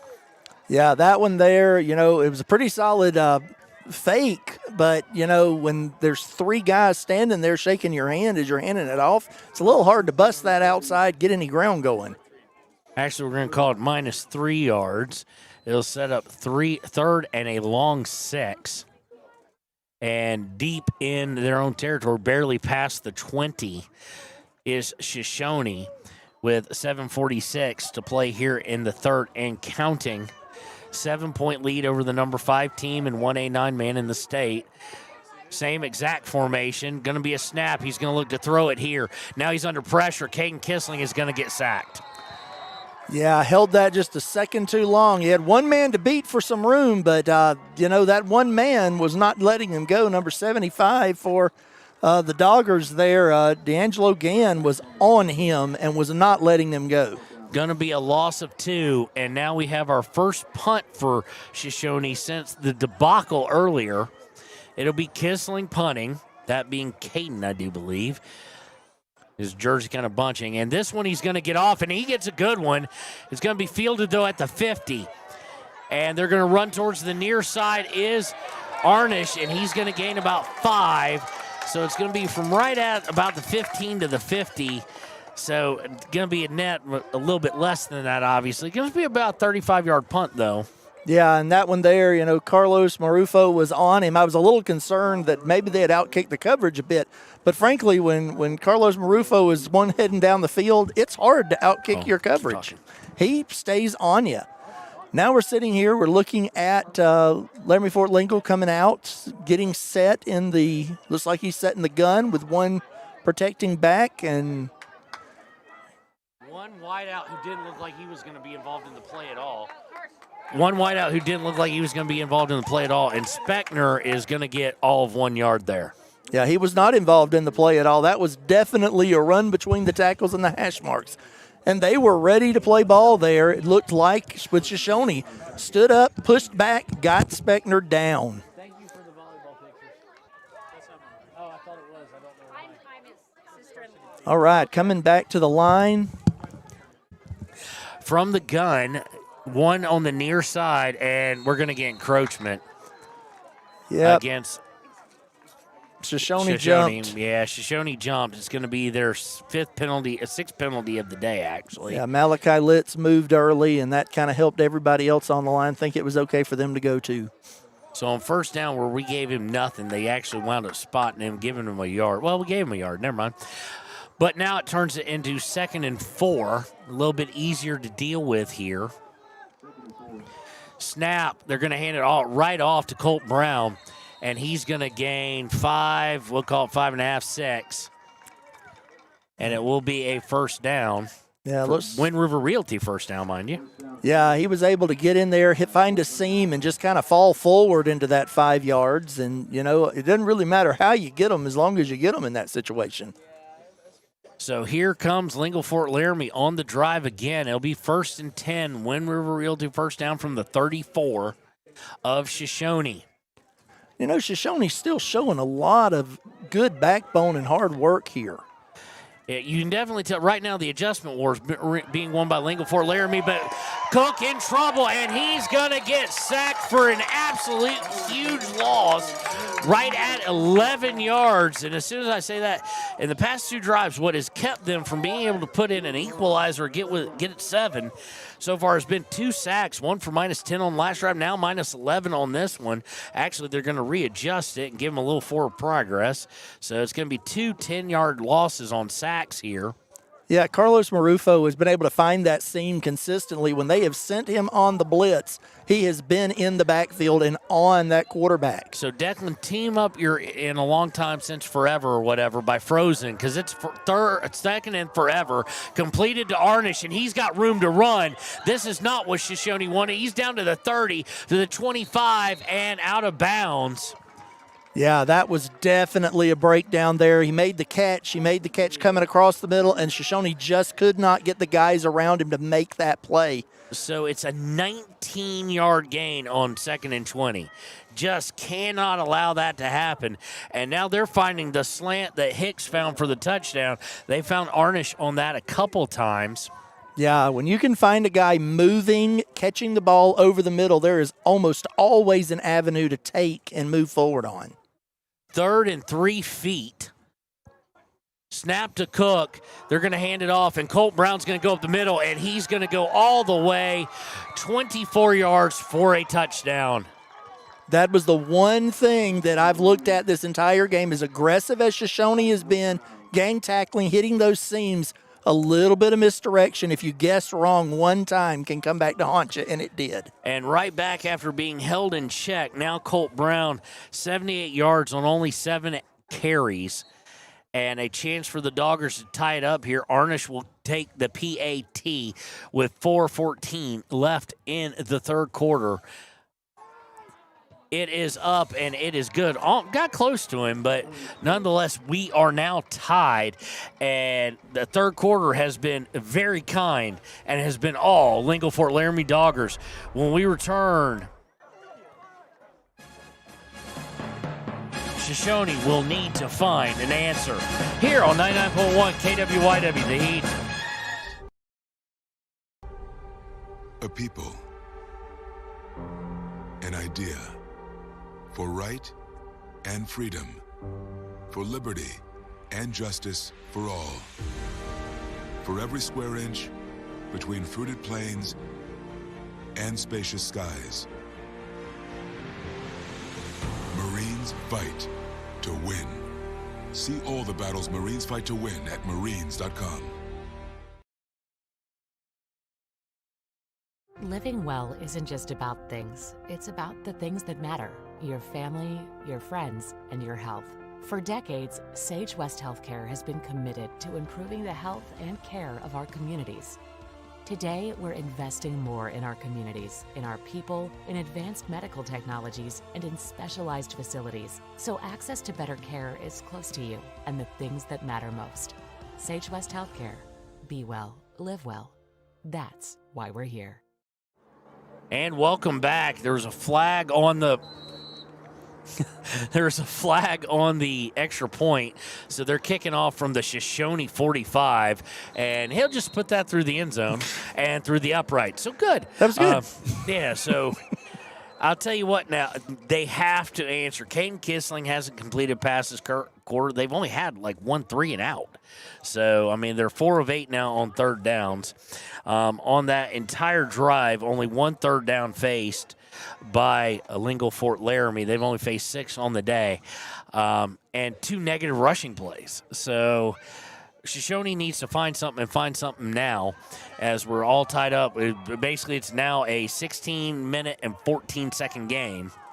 Kissling in the pistol. He's got 2 wide on each side. He's going to pitch to Carson. Carson has to reach back for it, and Carson's going to find about right at 5, actually, as he dove for it. But, boy, that was hard to find. Yeah, that was a long, long 5 to get there. And honestly, just looking at this is Shoshoni's time. If they can, look at this and say, you know what, we can go down this field. We can move on these guys. Open up your playbook, use the things that are working for you, and this is the time to take it down the field, put the ball back in the end zone. From the gun, got 2 wideouts, 2 running backs with him, and 2 wideout on the far side. Caden Kissling, snap. He's going to hand it off to, I think that's Brody Shepard. He's going to gain about 2. If that indeed was Shepard, it was.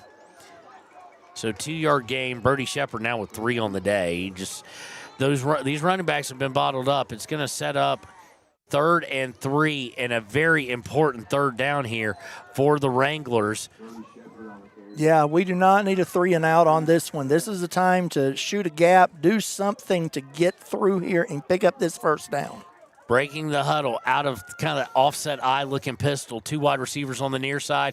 Going to hand off to Carson, and it's going to be close. I think he has it. Yeah, he is hovering in right at that 30-yard line. Let's see what it would be a 3-yard gain. It's going to be really close. Yep, it is a Wind River Realty 1st down. Excellent play there. Like I said, just shoot the gap, get those yards, keep the chains moving. You don't have to move all the way down the field in one play. I mean, that's nice. But at this point, just keep the chains moving, get to the end zone. Coming out, gun by himself, going back to the 4 wideout set that worked so well. 4 quads on the left. Never said that before. Usually it's just trips. And, of course, he's looking to his left, and now he's going to be flush as Caden. He's trying to get something out of nothing, and he's going to stay. No, he's not going to be able to completely stay inbounds. But let's see how much they give him. Well, he's going to get right at 5, so can't complain there. No. I mean, there's a long way for his receivers to have to go to get this far across the field. For him to get something out of it like that is absolutely a win on that play. It'll be 2nd and 5 on the 36 of Shoshoni for the Wranglers. And, if he'd have had one more step to be able to stay in bounds, he could have taken that a long way. Absolutely. They're going out good. Nobody's gone under center. Well, I don't think we've seen. Well, yeah, we have. We've seen some under center. Nobody from Fremont County's been under center that we've called. From the gun, trips out to the left. He's going to roll to his left. Now trying to throw it up for Hicks and just misled him. Just led way too far. Trying to thread the defense and lead the receiver and keep it from being tipped. Just a bridge too far right there on that play. And kind of hard to do when you consider he's rolling. He's right-handed, but he's rolling to his left. Absolutely. So not really rolling with the way you'd want to be in that situation. So you okay there? Oh, yeah, we're surviving. We're surviving. Declan, that's $8. Your dad coughed and knew to hit mute. So that's $8 against you. I don't know why. We're just saying it. All right, from the gun, 2 wide on each side, one protecting back. It's his brother. They're going to throw the screen to Hicks, and I don't know if that was a hard ask from the short side of the field, quite honestly. It's going to be, a yard? Yeah, a yard at best. Hicks, not a lot of room to move as you had another wide receiver, so you got 2 DBs down there, and just kind of bottled him up. So it is going to bring on. Well, he's going to stay out there. It's going to be a punt by Caden Kissling. And we're going to hold our breath. And they're paying no respect to this. Nope. At all. So the snap a little bit low, but he gets it up, and it's high, but it's not going to be far. It's going to be from the 37-ish to the 13 plus 12. So it's a 25-yard punt. And I think that might be a generous spot there from where they're at on that punt. So we're just going to stay with it. It'll be a Wind River Realty first down for Lingle-Ft Laramie, and they have had no problems moving the ball here. And in the words of the late, great Larry Munson, Shoshoni WRanglers, you need to hunker it down right here. Absolutely. The defense has stood up most of the game. This is a drive they absolutely need to stand up for. They've allowed 10 points here in the third quarter. They don't want to make it 17. No. Cook in the gun. Receivers in kind of tight. He's looking to pass long, and Arnish has it. And, just a shoulder tackle, and Arnish is gone. And Kisling knows that he made a mistake there. Carson Kisling tried to just arm tackle him or tried to just shoulder bump him down. And it is going to be a touchdown for the Doggers. That's right. It is going to be a 63-yard touchdown and gives them the lead 30 to 24. Yeah, Oakley Hicks bumped him instead of wrapping him up. And then once he got free, Carson could not bring him down with an arm tackle. Arnish just absolutely took that one to the house. So field goal. Now he's got to kick the extra point, too. It is up, and it is good, or at least looks good. And that's 17 now unanswered for the visitors from Lingle-Ft Laramie. Boy, have they responded. When we return, Shoshoni has to answer here on 99.1 KWYW. They eat. And we interrupt you with breaking news live from the Pepsi Wild Cherry aisle. Carol, can you hear us? Steve, I've never seen anything like this. The bold, refreshing, and bursting with cherry deliciousness of Pepsi Wild Cherry is, well, let's just say everyone is getting wild. Getting wild? That's right, Steve. There's dancing, binge-watching, and is that a slip and slide? They're really putting the wild in Pepsi Wild Cherry. And this on-the-scene reporter can't wait to pop, lock, and drop it. Pepsi Wild Cherry. Go ahead. Get wild. B&M Septic and Excavation offers prompt professional service. Call them today for a quote at 850-2200. They serve far and wide across Fremont County and deep. B&M Septic and Excavation is proud to support Fremont County sports. And welcome back. Arnish now having to tee it up as he scores his first touchdown, actually, of the day. He now has 13 targets, 7 catches, 137 yards. He's got all but 21 of the the receiving yards for the day. And here's the kickoff by the same guy. It's going to be touched by Hicks. He's going to bring it out, though, this time. He's at the 25 to the 30. He's trying to turn the corner at the 35, 36, 37-yard line. Not bad indeed. And it'll set up a Wind River Realty first down for Shoshoni at the 37-yard line, their own 37-yard line, but it's a start. But they not only have to get some first downs here, they've got to finish, because right now, as much as you would say, oh, it's only a 7-point game, I'm willing to bet you Lingle-Ft Laramie coaching staff, fans, players, they smell blood.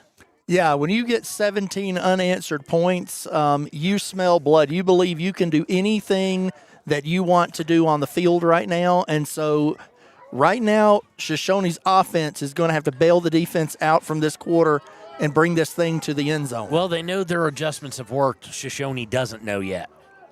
Snap out of the gun, fakes the handoff. Kissling keeping it. Nobody getting open. He's losing a ton of yards if he doesn't get rid of it. Finally comes across the middle, complete for what'll turn out to be like a 7-yard gain. But 35-yard pass for a 7-yard gain right there. 7-yard gains completed to Corbin Brown. They finally hook up.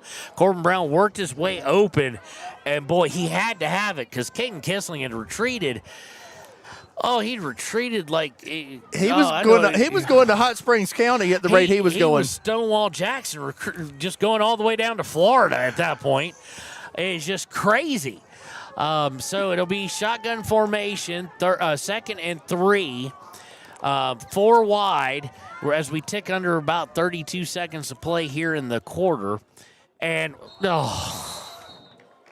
flag as the receiver. Let's see who that was. I'm looking right at him. Cameron Eder. Cameron Eder jumps off sides. 5-yard penalty. So to make it 2nd and 8, actually. Yeah, you go from 2nd and 3 to 2nd and 8. That's just not what you want to be doing here at this point in the game. From the gun, same formation, and he almost took off early again. Kissling under pressure is going to have to try and scramble, and he's not going to be able to. He's going to lose 2 yards on the sack. Yeah, the gaps that we were having a little earlier in the game we're not seeing, and right now it just looks like Lingle-Ft Laramie, yeah. It just seems like everything they're doing defensively is making sense right now. So Shoshoni's going to let it tick down all the way to the fourth quarter. 17 unanswered in the half so far. And to put it in perspective, only 16 yards compared to about, 100 and something. I'll get it exact when we come back in that third quarter. Shoshoni must answer here on 99.1 KWYW, the Heat.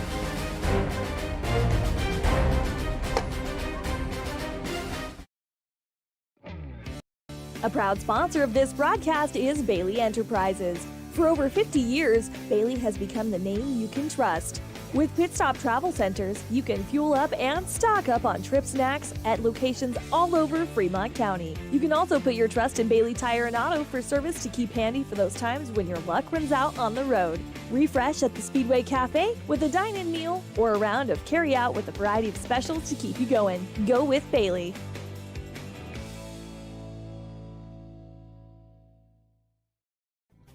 Riverton Blowdorn Lumber is proud to support youth sports. Experience the Blowdorn difference. Quality products, design, delivery, and expert service.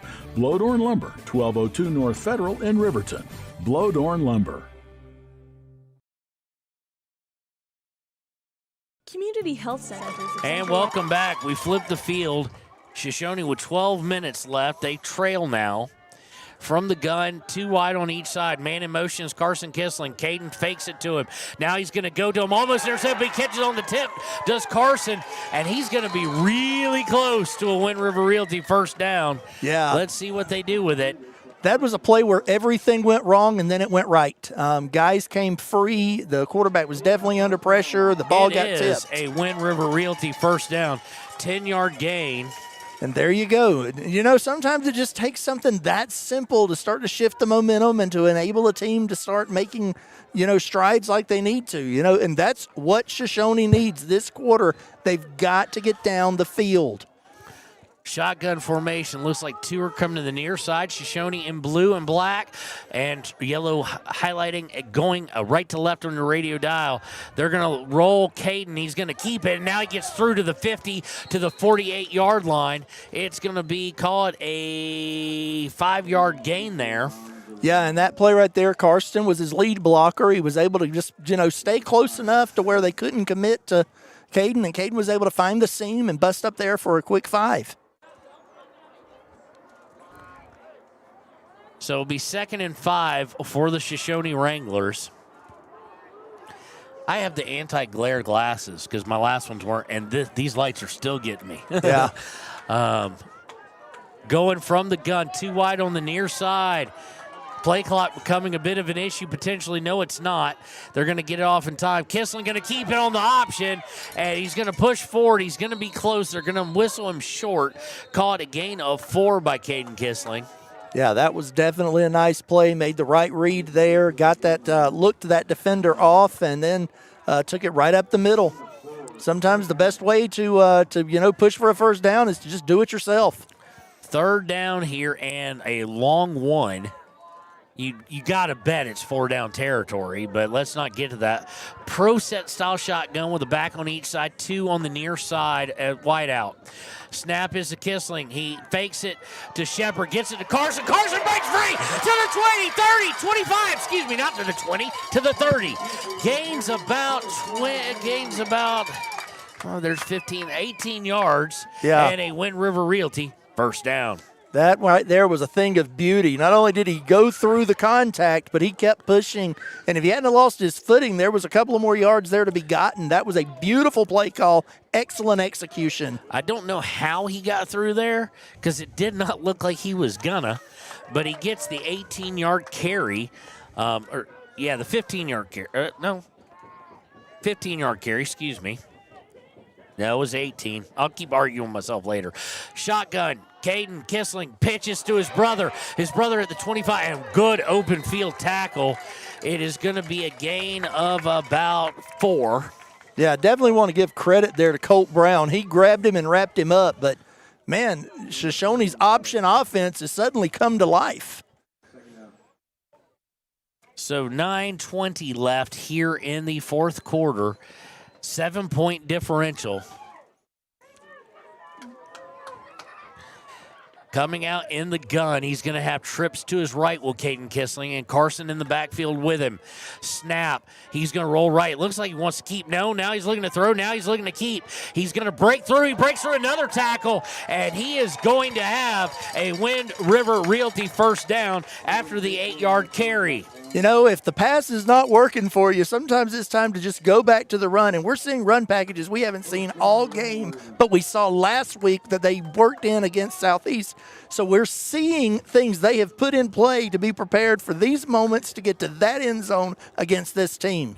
At the 15-yard line, 1st and 10 after the Wind River Realty first down run by Caden Kissling. He's going now back out of that pistol, kind of offset eye, back behind him and a back next to him. Brody Shepard's the back next to him, and he's going to get the Caden's going to keep it. Looking to kick outside. He's at the 10. He's going to cut inside, and then he's going to get violently thrown back. Let's see here. Can't really tell on the angle, Marshall. If you can, let's just watch where they put the marker. Yeah, that's all we're going to be able to do from here. That might be accurate, Looks like we'll call it 7. Yeah, it looks like a healthy 7 to me from here. And so 2nd and 3. 2nd and a long 3, now that they've kind of cleared out of the way. But inside the 10-yard line, can get a first down at the 5 without scoring a touchdown. They have one chance at that. 7:55 left here in the 4th. From that pistol formation with the offset eye behind him, Caden Kissling, they're going to do an end around to Oakley Hicks. Oakley tried, holy smokes at that one. Gets hit out of bounds there. That was an absolute stand-up job, and I would tell you who did it, but I cannot see that far. Let's see, but nonetheless, it is going to be a Wind River Realty first down. Credit him for taking the hit there. He's going to get just 3, but that was enough for the Wind River Realty first down. And that's a critical 3 right there. 100%, getting that first down, a fresh set of downs inside the 10. That's what we're looking for here. Snap to Kissling on 1st and goal. Hands it off to Carson Kissling, and he's going to get drugged down from behind and kind of shock no horse collar. That was very, very close to a horse collar tackle right there. Not sure he has to get underneath the shoulder pads if it's the same rules as everywhere else. I think he just got jersey. Yeah, but we'll give that benefit. The head referee had a great look at it. 100%. So we'll call it 2nd down, and it's about a loss of 1, actually. Yeah. And all said and done. So be about 2nd down and 5. 2nd and goal from the 5, I should say. Going from the gun, he's got trips on his left, does Caden Kissling. 1 on his right. He's looking to throw. Complete to Hicks. Hicks trying to get in, and he's going to be short. But he's going to be just short after the 4-yard completion. It's going to be a third down and goal from the 6-inch line. Yeah, this one right here is where you just have to get it in. This is score the touchdown territory. We're seeing that same formation as earlier. It's a little really stacking them up. And let's see here. They're going to say he's short. So gain of nothing for Caden Kissling. And I could tell you, even with the 3 backs, 2 on each side, 1 behind him, going to be really hard giving up that amount of size because those same huge offensive linemen are the defensive linemen too. That's right, absolutely. And I mean, this is it. This is the ball game at this point for Shoshoni right now. Very well could be. It's their first attempt on 4th down, and is he in? He is! He is! Touchdown! Touchdown, Shoshoni, yes! Got to see who it was. Did Kissling keep on did Caden or Carson take that in? Caden with the keeper is going to get that in. He gets the 1 yard, and he gets his 2nd touchdown of the night.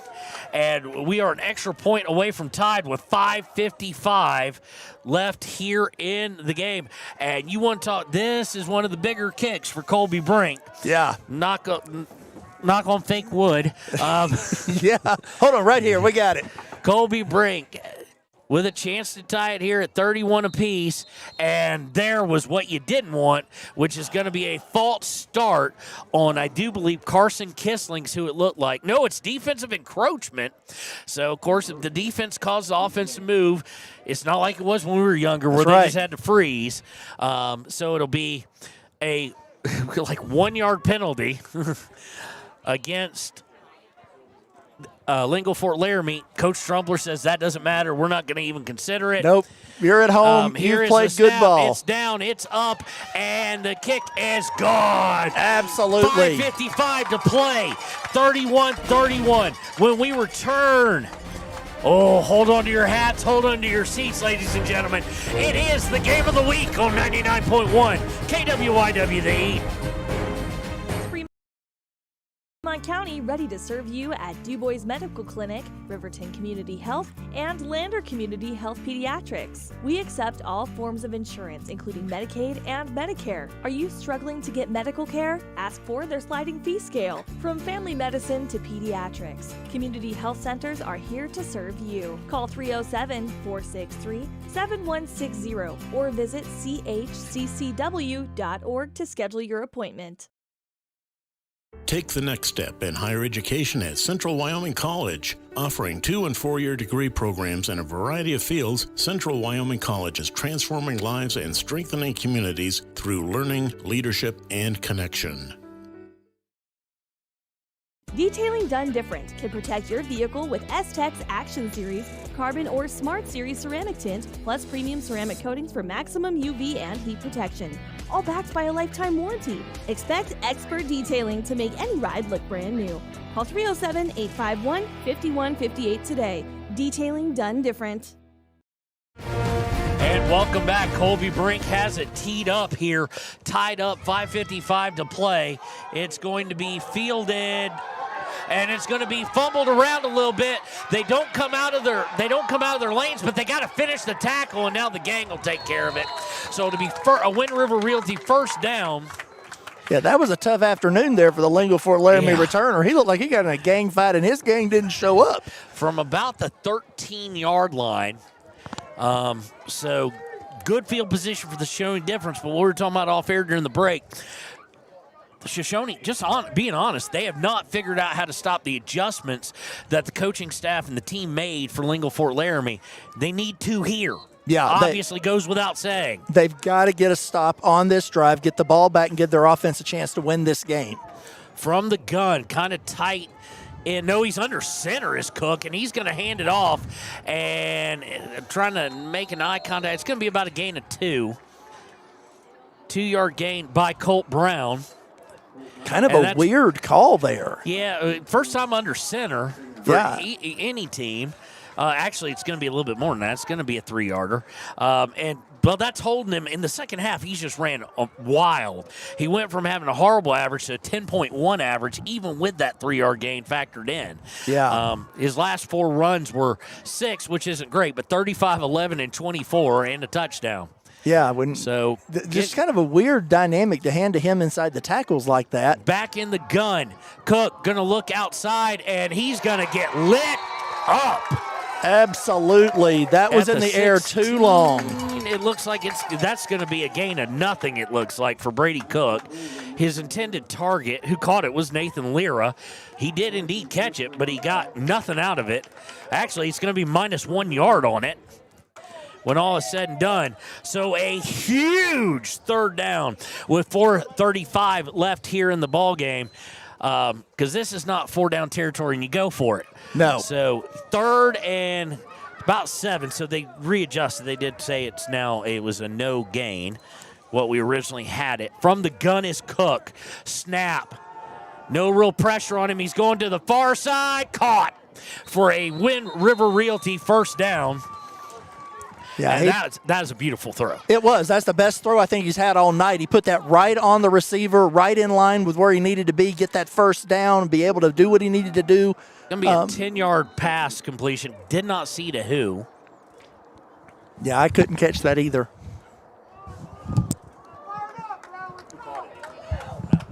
Nope, don't know. So I think it was Nathan Lira. I mean, they only threw to 4 guys, so.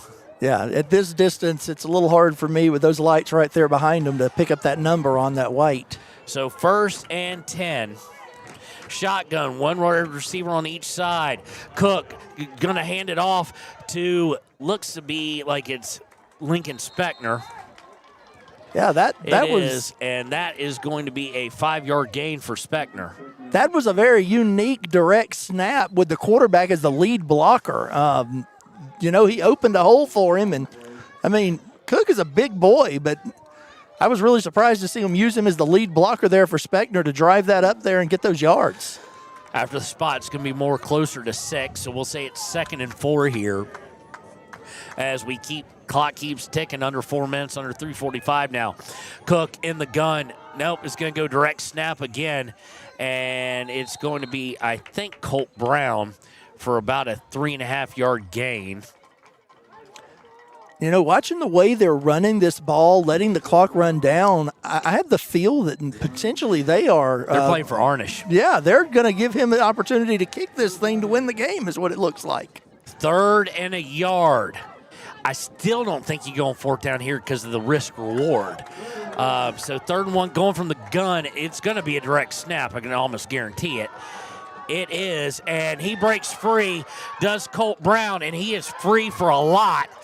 He is going to gain from the 39 to the 46, so call it a 14-yard gain for Colt Brown. Yeah, what they've discovered in this drive is that they can absolutely use Brady Cook as the lead blocker for their back on a direct snap and get positive yards down the field. So I don't think, like you said, I don't think they're putting it in there unless it's 3rd and long. And now I think they are in 4-down territory. If they get 8 more, they may be in field goal territory. Yeah, which is insane to think about.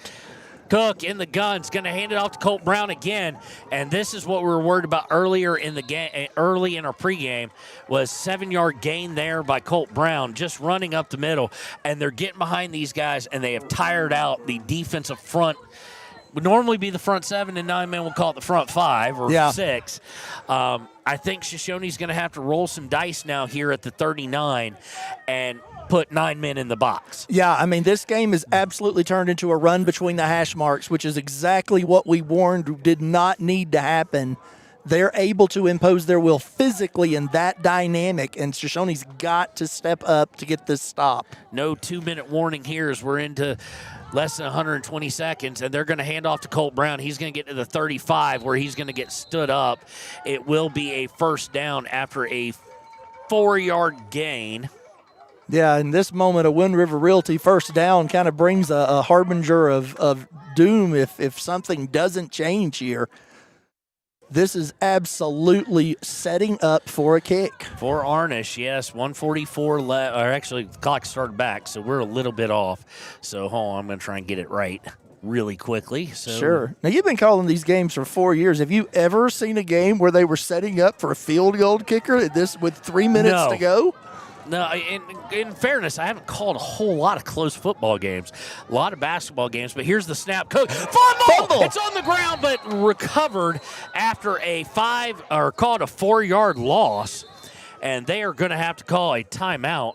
We'll get the clock right now, but the one time it looked like they were going to think about throwing, trying to catch him off guard, and boy, oh boy, did they get lucky as Brady Cook put it on the ground, trying to transition to his throwing hand. We'll be right back. Minute 9 left here. Timeout, tied up with number 5, Lingle-Ft Laramie. We'll be right back on 99.1 KWYW, the Heat. This is proud to stand with our Bobcats. From local attractions to hometown pride, there's always something to cheer about here. Discover Thermopolis, celebrating our community and rooting for the Bobcats all season long. Dos Solitos is proud to support Fremont County sports teams. Enjoy bold Mexican flavors that'll have your taste buds shouting, "Olé!" Follow them on Facebook, Instagram, and TikTok for updates on events and food truck locations. Yeah, they've pushed it. And welcome back. Minute 9 left out of the timeout after the fumble. And boy, oh boy, have we got a tight one. You're chewing your fingernails off, just losing your mind here on the game of the week. Going to set up a 2nd and 14. Crowd trying to get loud. Snap is to Cook. He's going to fake. He's going to look to throw. And Hicks is going to drag him down after about a 6-yard gain. Who'd he complete that to? Is that Arnish? Yeah, go figure. Yeah, Hicks and Arnish have been dueling back and forth the entire game. Part of me feels like I don't like him. I know. But to give you last 10 passes, Cook is 9 of 10. He's had his way here in the second half. And we're going to get a timeout, I do believe, on the field. It is going to be by Shoshoni. They want to discuss this 3rd down. I think they would kick it, but it'd be a long one. We'll be right back here on 99.1 KWYW, the Heat.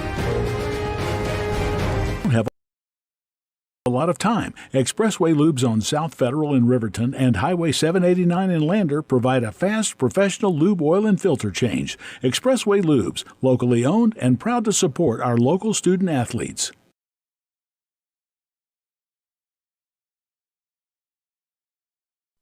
Men have a way of doing things. A man has his way of eating, of exercising, of keeping his hands warm, and of straightening up. So, when a man faces a serious life problem like divorce, depression, or suicidal thoughts, shouldn't a man have a way to deal with that too? Well, now he does. I'm Dr. Rich Mahogany. Visit me at mantherapy.org. Welcome back out of the timeout. 3rd and about 8 for Lingle-Ft Laramie. It would be about a 51-yarder from here. Snap in the gun goes directly to Colt Brown, and he is going to be snuffed out after a gain of about 3. And we're going to get a timeout here. We'll get the time right because we're a little bit off. There is 37 seconds left. We're going to stick right with you. Colt Brown, actually, no, Colt Brown didn't get anywhere near. I thought he got way more than he did. He got about 1. Yeah, this is going to be right now. If they try to kick a field goal from here, 33 plus 7, take it to 40, 50. 50. It's going to Is that what you got? You're looking at right at a 50-yard field goal from right where they're standing right now. That is a serious, serious kick. Serious kick at, that distance. You're talking 50 yards here. Well, and look at what they're doing. I mean, he's out there to hold. Arnish was out there to kick. 37.2 seconds left. This is like make TV. This is, if you're from Lingle-Ft, Laramie, and he hits this, send this to Sports Center. Absolutely. Tell him it's a school of like 90 people, and a guy just hit a 50-yarder. But here we go. The referees are hold. just getting down to the end of the field there. Cook will hold.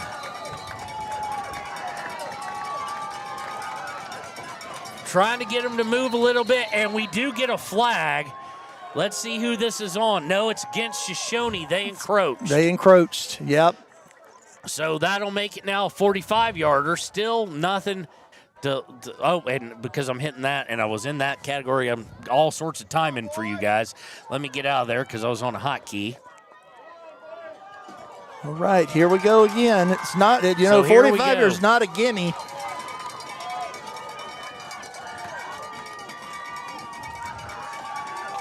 $45-yard field goal for the lead. High snap.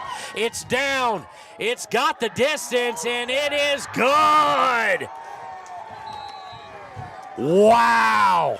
Just wow. A 46 and a 45-yard field goal in this game by Arnish is just incredible to watch and see. But 30 seconds, Shoshoni will get the ball back. And they'll get it back when we return here on 991 KWYW. The Eat. Why should your new floor come from Carpet One? Because we're passionate about the spaces our neighbors call home. We're part of your community, and we're also part of the world's largest cooperative of independently owned and operated flooring stores. So you can be sure you'll get great selection and outstanding value with every installation. Whether it's carpet, hardwood, tile, or luxury vinyl, our experts take the guesswork out of choosing the right floor. We're your local Carpet One Floor and Home, the one store for your perfect floor. And welcome back. Here, we got a kickoff coming. Sorry for clapping at you, Declan, but follow the ball, buddy. $8. That's right, $8. That's it. So here's the question. Will they get a chance to return it? Hicks wants to. So it's just, does he get, and Arnish easily can put it into the end zone, at least get it there. He has every kick but one. So Arnish has it settled down, and here is the kick, and they're going short with it. That surprises me, and they're going to let it bounce in the end zone. No time will come off, and that may have been the intent, was not to give them any kind of chance at that. We'll stay with it. 378 total yards to 274 in favor of Shoshoni, but right now they trail in the most important stat, and part of that is they have been held to, 7 points in the third quarter, or 7 points in the second half. Yeah. They have given up 20. So yeah, you just can't give up 20 points, 17 unanswered in the second half, and it not come back to haunt you. So here will be the interesting thing with 32 seconds left. He's got 4 wide on the right. Kissling with the snap, and he's under pressure immediately. He's got to get rid of it. Now he is, and it's dropped. Oh my goodness! Dropped. Yes, it wouldn't be nearly enough, but it would have been out of bounds and a chance. But he has got to know. Caden Kissling's got to know time and situation. He cannot take a sack. They have timeouts, but he just can't do it. At that point, you're looking at having to go from the 80 yards anyway. Yeah. That hit Corbin Brown, and it took a long time to develop for it to end up being a drop on top of it. But you can't take a sack. Probably minimum got to get 60 to even feel remote. Probably 70 to feel remotely comfortable with Colby Brink. They're going 4 wide, but this time they're going to give him protecting back. I don't dislike that at all. And they're going to throw it to Hicks, who's going to throw and it's going to be knocked down. I like the idea of it, but it was not there. At no point in time, credit Lingle-Ft Laramie, did they buy that Oakley Hicks was going to run there. And now it's third down, but more importantly, downs really don't matter at this point. It's 17 seconds. That's it. And on that play, I like the creativity of it. I don't like the idea of throwing that ball downfield to someone other than Oakley Hicks. In that situation, I think it's the only way Coach Trumper's probably going to think that they'll buy it, because the whole point is to hope that they all converge on Oakley Hicks. Oh, they're getting in the ball in space maybe, but nonetheless, you're going to have to look for like some hook and lateral type stuff right now. Yeah, there's just not a lot in the playbook to get them from where they are to where they need to be here. He's got a little bit of time. Now he's under pressure. He's going to throw it away, picked off. And they're going to run it all the way down, and he's going to get put out by Oakley Hicks. But that is indeed going to do it with about 6 seconds left. Did not look comfortable in that last drive at all. No. The protection, I'll just be honest, the protection was lacking, we will say. Yeah, at this point, and as you've pointed out before, the same defensive linemen that were just on the field there are the offensive linemen trying to protect, and at this moment, it's just not there. So you would anticipate this will just be a down situation. It kind of snuck out of time for us. We'll add the 6 seconds back. But that's going to be your final most likely. I'm going to say it's going to be your final, because if Coach runs in here, me and him are going to have problems. You just down it right here. They're under center, so I'm expecting it. That's exactly what they do, and that will be the ball game. Shoshoni fights valiantly, but you go back to, they say it's a few simple plays, right? And I hate to go back, even though they led, go back to that first series that was a disaster. That's right. That's more than the difference in this game. Absolutely. So, but then you go look at the third quarter and credit Lingle-Ft Laramie. Well, we're getting all sorts of post-game stuff. So we'll take a break real quick, and when we return, it'll be the Click It or Ticket post-game show here on WYO Today.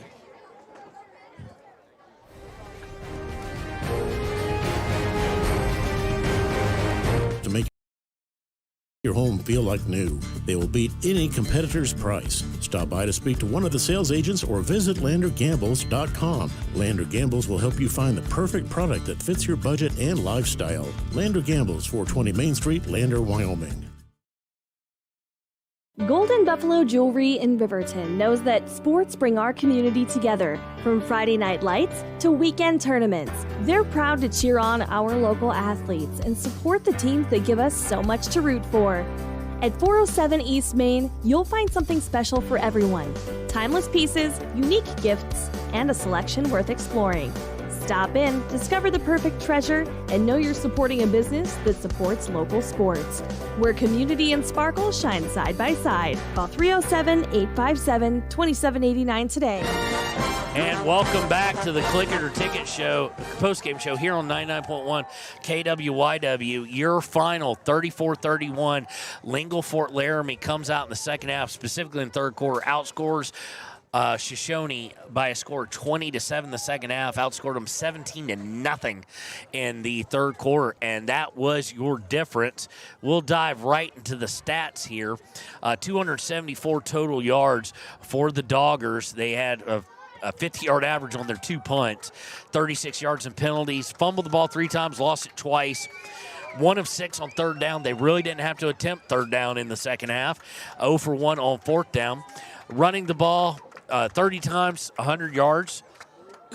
3.3 yard average, 1 touchdown. Leading the way, though, they had a lot of negative plays. Brady Cook had negative 32 yards and sacks. Colt Brown, 13 carries, 110 yards, 8.5 average. Colt Brown doing what Colt Brown does, and a touchdown. They were able to hold him in check in the first half. They were able to hold Legan Speckner, who's their second best back, or their first best back, depending on how you view it, to just 8 carries, 23 yards. But passing the ball, 14 of 20 was Brady Cook. 9 of his last 10 were completed for 174 yards. He gets a touchdown. On the receiving end of those 170 yards, all but 29 of them, 143 were caught by all but 31 of them, 143 caught by Anthony Arnish, 17.9 yard average, 1 touchdown. Of course, he was responsible for 7 a couple extra points, 9, and then 6 more. He's responsible for about 15 points, 15, 16 points there, as he's also the kicker for the Shoshoni WRanglers. The rushing, 378 total yards, most of which in the first half. They had 290-ish, 99 or so in the first half, really shut down in the second. And you look no further than third down that we talked about last week, Marshall. 4 of 6 in the first half.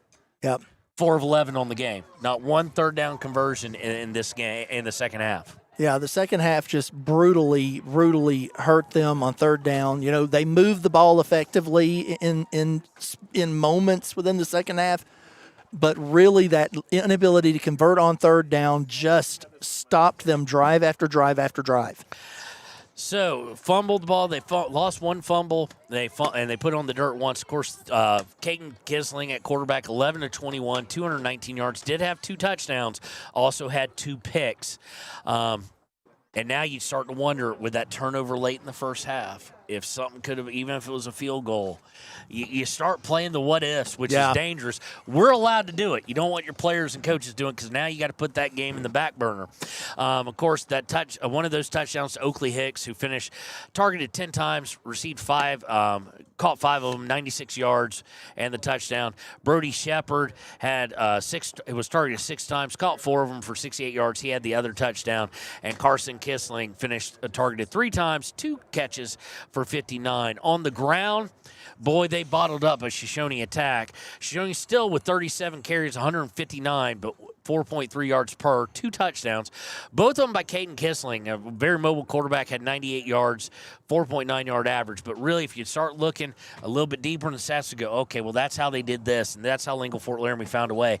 Carson Kisling, who came in averaging over 9 yards per carry, held to just 3.9, 55 yards on 14 carries, no scores. His longest run was 18, and that was the only one that even sniffed double digits. Yeah, it was a tough situation. Shoshoni really didn't break out the option until the fourth quarter. Now, they had good success with it, and it allowed both of the Kisling boys to create some space and do some different things. But it was just very, very late in the game before that happened. Maybe if that had rolled out in the third quarter, they could have controlled the ball a little better. They could have kept Lingle-Ft Laramie from being able to really get the lead back in this game and push things forward. Punting, as always, a hard issue for a lot of 9-man teams, and Shoshoni is not immune to that, as they, good 30, Caden Kisling doing the punting. The first one, of course, being the bad one. I mean, you come out, you lose 3 yards, then you lose 2 yards on first and second, you're incomplete on third, and then you have the punt block, negative 7-yard punt blocked, returned into the end zone, and that was more than the difference, like we said earlier. They finished with 17.7-yard average. Caden Kisling bounced back, 35-yard punt, nice on the bounce. Got one that was 25 in the air. That's about as good as they're going to do. Penalties, the yardage not horrible, 35, one less than Lingle-Ft Laramie, but they did get called for 7 penalties, and a couple of them specifically on the field goal. What did that 5 yards have anything to do with it? Now, he's got the leg, but you never know. You don't want to give that up to him, and he got to move in a little bit closer. And for those fans of, here in Wyoming who are big Denver Broncos fans, they know how that means, because that's what the Colts did this past weekend. That's right. Missed a field goal to win it, but leaping. 5 yards, easier kick, whatnot. Penalty timing is more of an issue sometimes than penalty amount, and that's what going to hurt Shoshoni tonight. They had a couple that were just really, really bad timing dynamics, including one on 4th down and 2, turned into a delay of game, ended up becoming something they had to kick on rather than going for it.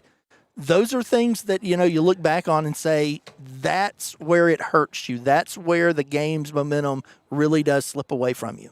Absolutely. We're going to go right into a good sport of the game. We always give this for effort, and I don't know what you're thinking, Marshall, but I'm going to say Brody Shepard. Oh, yeah. Brody Shepard shut down in the run game almost completely, but found a way, targeted 6 times, 4 receptions, 68 yards, played well on defense when he got in there. So congratulations on him on the Gatorade Player of the Game. I think, I took down the wrong graphic, didn't I? I think we're both going to agree on this without saying. that the player of the game for Shoshoni is Caden Kissling. Yeah. He had 317 all-purpose yards on 11 of 21 throwing for 219 through the air, 2 touchdowns, and rushed for 2 touchdowns too. So when you actually look at it, he was responsible for just about everything. It's a heartbreaking loss. It's a heartbreaking loss in the fact that he probably played one of his better games. You'd like to, once again, see the completion percentage get up a little bit. But the runs were there on design and scrambling. Yep. But even more so than the completion, forget about the completions for a second. You like to cut the picks and the fumbles out. Yep. And 1 fumble attributed to him, 2 picks. The turnovers. This is a loss that Coach Trumpler and this team and the senior leadership, and I'm looking at like an Oakley Hicks, a Corbin Brown, a Carson Kissling, Caden Bridger, Michael Wazeski, Carlos, he's Preston Hance. I'm looking at those seniors because this is a game that has the high capability of beating you twice. Yes. And possibly beating you multiple times. They're going to have to put that into the back burner and move on to it. So congratulations to Caden Kissling, our player of the game. I messed the wrong graphic again. And so we want to thank Leanne Sanderson for helping us out at the mothership, keeping us on air. Thanks to Junior Cameraman, who owes me about $872. But anyway, next week, Marshall, Junior Cameraman Declan, and myself will be on Thursday, September 25th, 6 p.m. Wyoming Indian goes to Wind River. So we'll be bringing you that game. And a reminder that tomorrow we've got your football Friday night filled, 5 p.m. on 101.7 KDNO, Thermopolis versus Kimmerer. At 6 p.m. on 93.1 KFCW, Lander and Evanston. And at 6 p.m. on 939 KTAK, Riverton at Green River. Of course, then with an 8:10-ish kickoff time on Saturday, right here on 99.1 KWYW. It'll be the Wyoming Cowboys going to the land of primetime Deion Sanders and facing the Colorado Buffaloes. For Junior Cameraman Declan, Marshall, any last words for the people? Looking forward to next week. This was a good game. It was everything we wanted except for one thing. And, we're going to hope for that on the next one. The only thing that actually matters is the score. That's it. The yards are nice. Playing well tonight, but the score. The score. It's a heartbreaker for Shoshoni for sure. But for Cameraman Declan, for Marshall Whitaker, I have been Kevin Shields. Leanne, thanks again. We'll see you next week. Wyoming Indian versus Wind River. Thursday night on 99.1 KWYW. The Heat.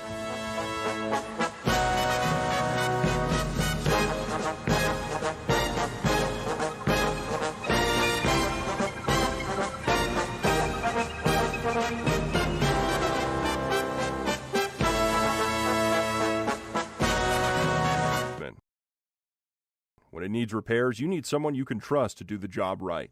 Take it to Gunners Automotive. They repair all makes and models of cars and trucks, from oil changes to brakes, tires, and more.